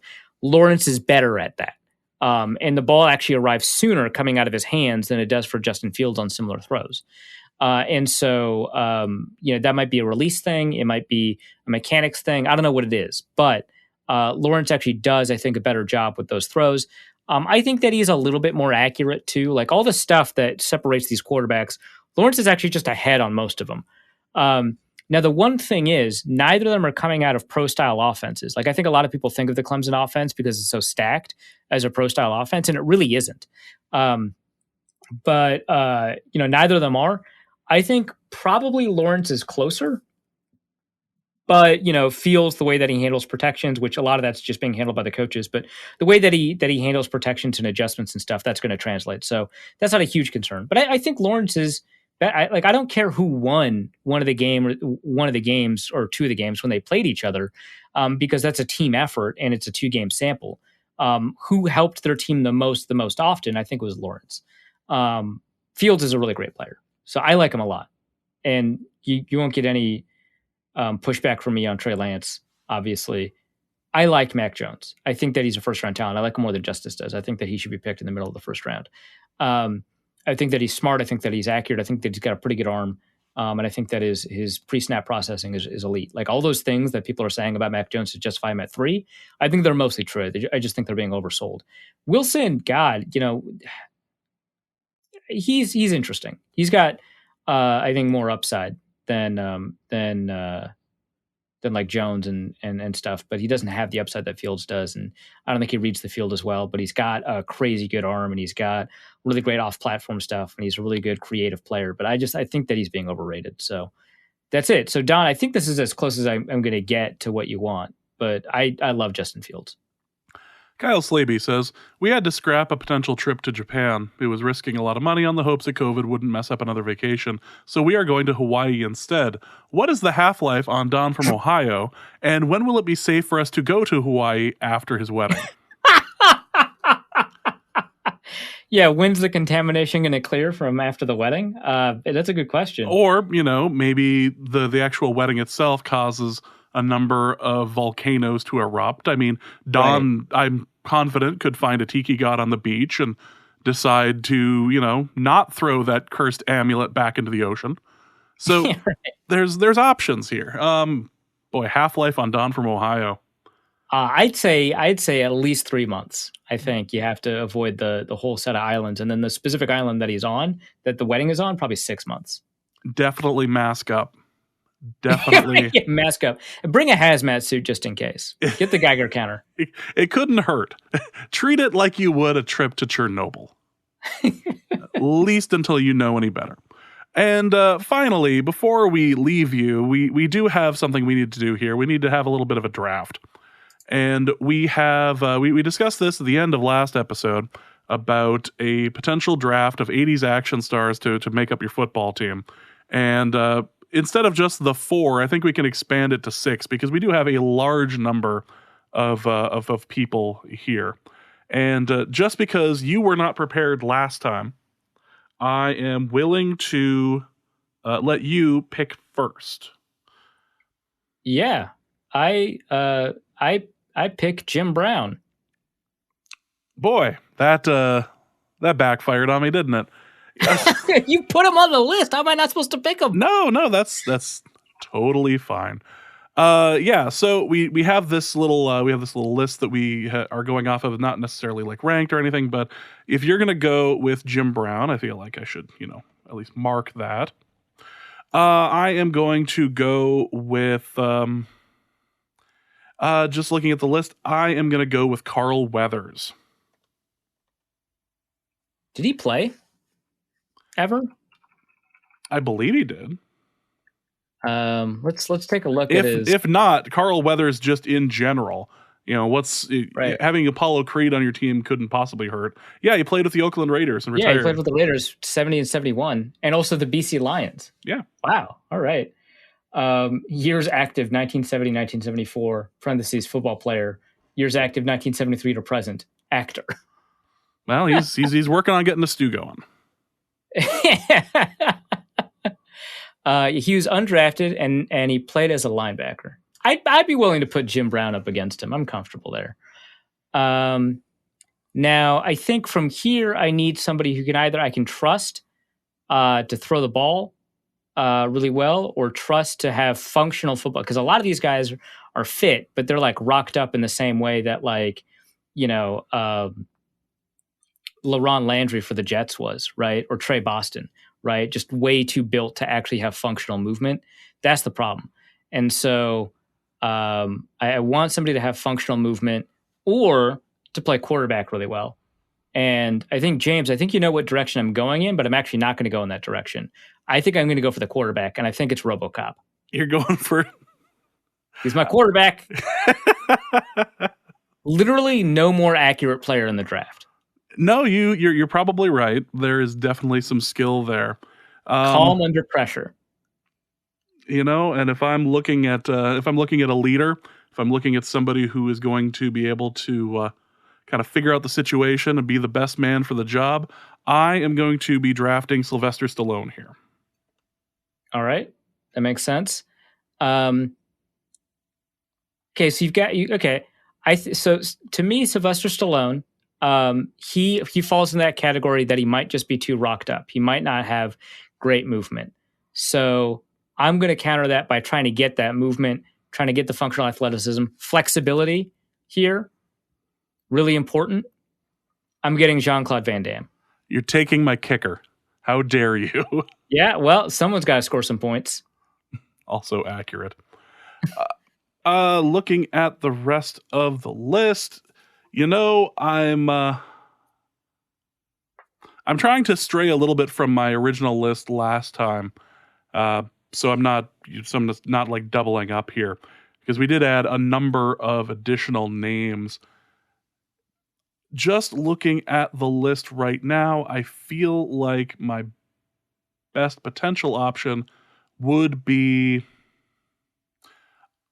I'm going to go with Chuck Norris. I feel like he's a good utility player. You can plug him in just about anywhere, and that could work for him. Okay. I think I want to stick with athletes, and this guy's literally an athlete. I'll go with Wilt Chamberlain. That I feel like you could find some use for him on a football field. Yep, Wilt Chamberlain is now off the board. Well, if you're going to go Wilt Chamberlain, I feel like I should match up with Dolph Lundgren on this. No, he was going to be my next pick. We're going Dolph Lundgren on this. It would have been so funny to pick Dolph Lundgren because you have Carl Weathers, right? Well, yeah. Yeah, who kills Carl Weathers? Dolph Lundgren. Yep. All right, well, that's too bad. 2 more picks. Man, that was my next pick. I'm going to go with the functional movement team. I've got the quickest team you could possibly get. There's some strength, right? RoboCop is obviously strong. Jean-Claude Van Damme is obviously strong. But I think I want to beat you in space. especially because it's a 6-person football team and there's going to be a lot of space on that field. And I think you can't do better. There's no better action hero in space than Jackie Chan. Jackie Chan is officially off the board, but my corner is going to be somebody who is not just the toughest, but not just the baddest, but he is the overall. One word really sums him up, and that's show enough. He is Timac from Barry Gordy's Last Dragon. He is going to be my corner. He is the baddest, show enough. Oh my God. All right. So this is so great. So I'm going to make my last pick, right? I'm going to list off who's left on our list so that people know kind of who's on the board and who's not. So Kurt Russell, Patrick Swayze, Bruce Willis, Rowdy Piper, Jesse Ventura, Steven Seagal, Mel Gibson, Hulk Hogan, in some weird problematic territory, some off-field concerns, right? Sigourney Weaver, Harrison Ford, Linda Hamilton, and Wesley Snipes. So that's the list we have so far. I'm sure there's others that we missed, but I'm gonna make my last pick. I've got my space player, I've got my running back, I've got my quarterback. I've got my do everything with Jean-Claude Van Damme. I've got Will Chamberlain. Probably he's going to play defensive end and tight end. I think I need another defensive player. And so as much as I would like Wesley Snipes, I just don't think he's got, linebacker in him, and I need a linebacker. An underrated athlete of the era because he was a fake athlete, but he's also a real athlete. Hulk Hogan. I think he's my linebacker. You're going to go with the 6'4" Hulkster. Yeah. All right, Hulk is off the board, and I was debating that one, but I was confident that the person I wanted was still going to be available at the very end here. So, looking at the options left to me, boy, two sides of the same coin if I end up picking up Mel Gibson here. How else do you counter Hulk Hogan? Well... Dude, they'll both get suspended at the same time. Don't worry about it. Yeah, we got some commissioner list stuff going on here. It'll be fantastic. Well, just looking at this, I'm going to need deceptive strength. I'm going to need some deceptive speed. Maybe somebody that you would potentially not value as high initially.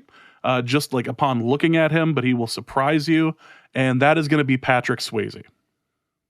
Yeah, dude, if I need somebody to teach a ghost how to do pottery, hit you up. Oh, I'm sorry. Apparently you're too young to have seen Roadhouse. No, I know this is a reference to Roadhouse, but it's Patrick Swayze, dude. Yeah. Well, nobody puts baby in a corner, and he's going to stop that. So you are going to have Jim Brown, Wilt Chamberlain, Jean-Claude Van Damme, RoboCop, Hulk Hogan, and Jackie Chan. And my team is going to be Carl Weathers, Patrick Swayze, Sylvester Stallone, Timac from Barry Gordy's Last Dragon, Chuck Norris, and Dolph Lundgren. There's going to be a lot of blown out ACLs and obvious steroid related injuries, a lot of muscles flying off of bones here. Oh yeah, for sure. Well, that is going to be it for this episode of Norse Code. Hope you guys enjoyed it. We will be back next week to talk all about the draft and evaluate where things went right, where things went wrong, and hopefully be able to make fun of another team in the NFC North for having a terrible draft, or at least terrible draft decisions. Arif, you have a million pieces coming out right now. This is your shot. Okay, I'm probably going to thread them all together in a Twitter thread, but the consensus big board is out. The most polarizing players from the consensus big board will be out by the time most of you are listening to this. The difference between evaluator board and forecaster board, that is out. I invented something I called an availability matrix to determine my draft strategy. That's out. That's a 7-round mock draft. I've got a piece on Well, actually, that's supposed to be that piece. So actually, I canceled that piece. I've got a piece on who's going to be the most likely to be overdrafted or underdrafted. That's out. These are all, of course, at The Athletic. I've got a piece on where is it? Oh, yeah, the biggest disagreements between what Dane Brugler has in his top 300 and the consensus big board. That's out. I've got a piece evaluating the 5 most common players mocked to the Minnesota Vikings in the first round. That's out. I've got a piece on which athletic measurables predict NFL success at each position the most often, and which players outside of the top 100 fit those parameters. So players to keep an eye on based off of their athletic workouts. That's out. The piece I am the most proud of has nothing to do with football. And it's actually one of the things that was mentioned in that really touching Patreon note that we got from one of our patrons. And so this one's about politics, so you can just, log off at this point if you want. But I wrote a piece on the Derek Chauvin verdict and the Derek Chauvin trial, and I headed over to George Floyd Square to kind of get the vibe of the place, and then write about kind of what I felt about that. And that piece I'm super proud of. I got a bunch of really great feedback on it. That's out, and The Athletic actually gave me a space for it, so I'm really happy about that. So you can find that there at The Athletic as well. Head over to theathletic.com/author/Arif-Hassan. Tons of draft coverage. Also, that other thing. If you started reading now to the time the draft started, you would not have a lot of time in between. There's tons of content. And if you are looking for more Arif Hassan information, you can find that over at The Athletic, or you can get over to patreon.com/NorseCode and find us kind of goofing around on bonus stuff. So for Arif, my name is James. Thank you guys so much for listening. Happy drafting, everyone. We will be back next week with all of the analysis you can possibly want. But for Arif and myself, please remember to punch reality right in the face. And we will be back next week. Norse Code is the largest and only division of Norse Code LLC. You can find Norse Code on the Daily Norseman, SB Nation's official Vikings blog, at dailynorseman.com. You can also find it on iTunes, Spotify, YouTube, Stitcher, or wherever fine podcasts are aggregated. Our Vikings blogger extraordinaire and generally useful human is Arif Hassan, and he can be found on Twitter at Arif Hassan NFL. You can also find his written work at theathletic.com. I am your podcast host and producer, and my name is James Pagashnik. You can find me at the show's official Twitter feed at NorseCodeDN or my personal account at Big Mono. If you'd like to donate a few bucks to the show, you can make your one-time donation at paypal.me/NorseCode, or you can make a recurring monthly contribution by visiting patreon.com/NorseCode. A donation of $3.50 per month does get you bonus material from the show and much more. Any questions or comments that won't fit in a tweet can be sent to norsecodepodcast@gmail.com. On behalf of the Norse Code staff, we thank you so much for listening. Our formula is this. We go out, we hit people in the mouth.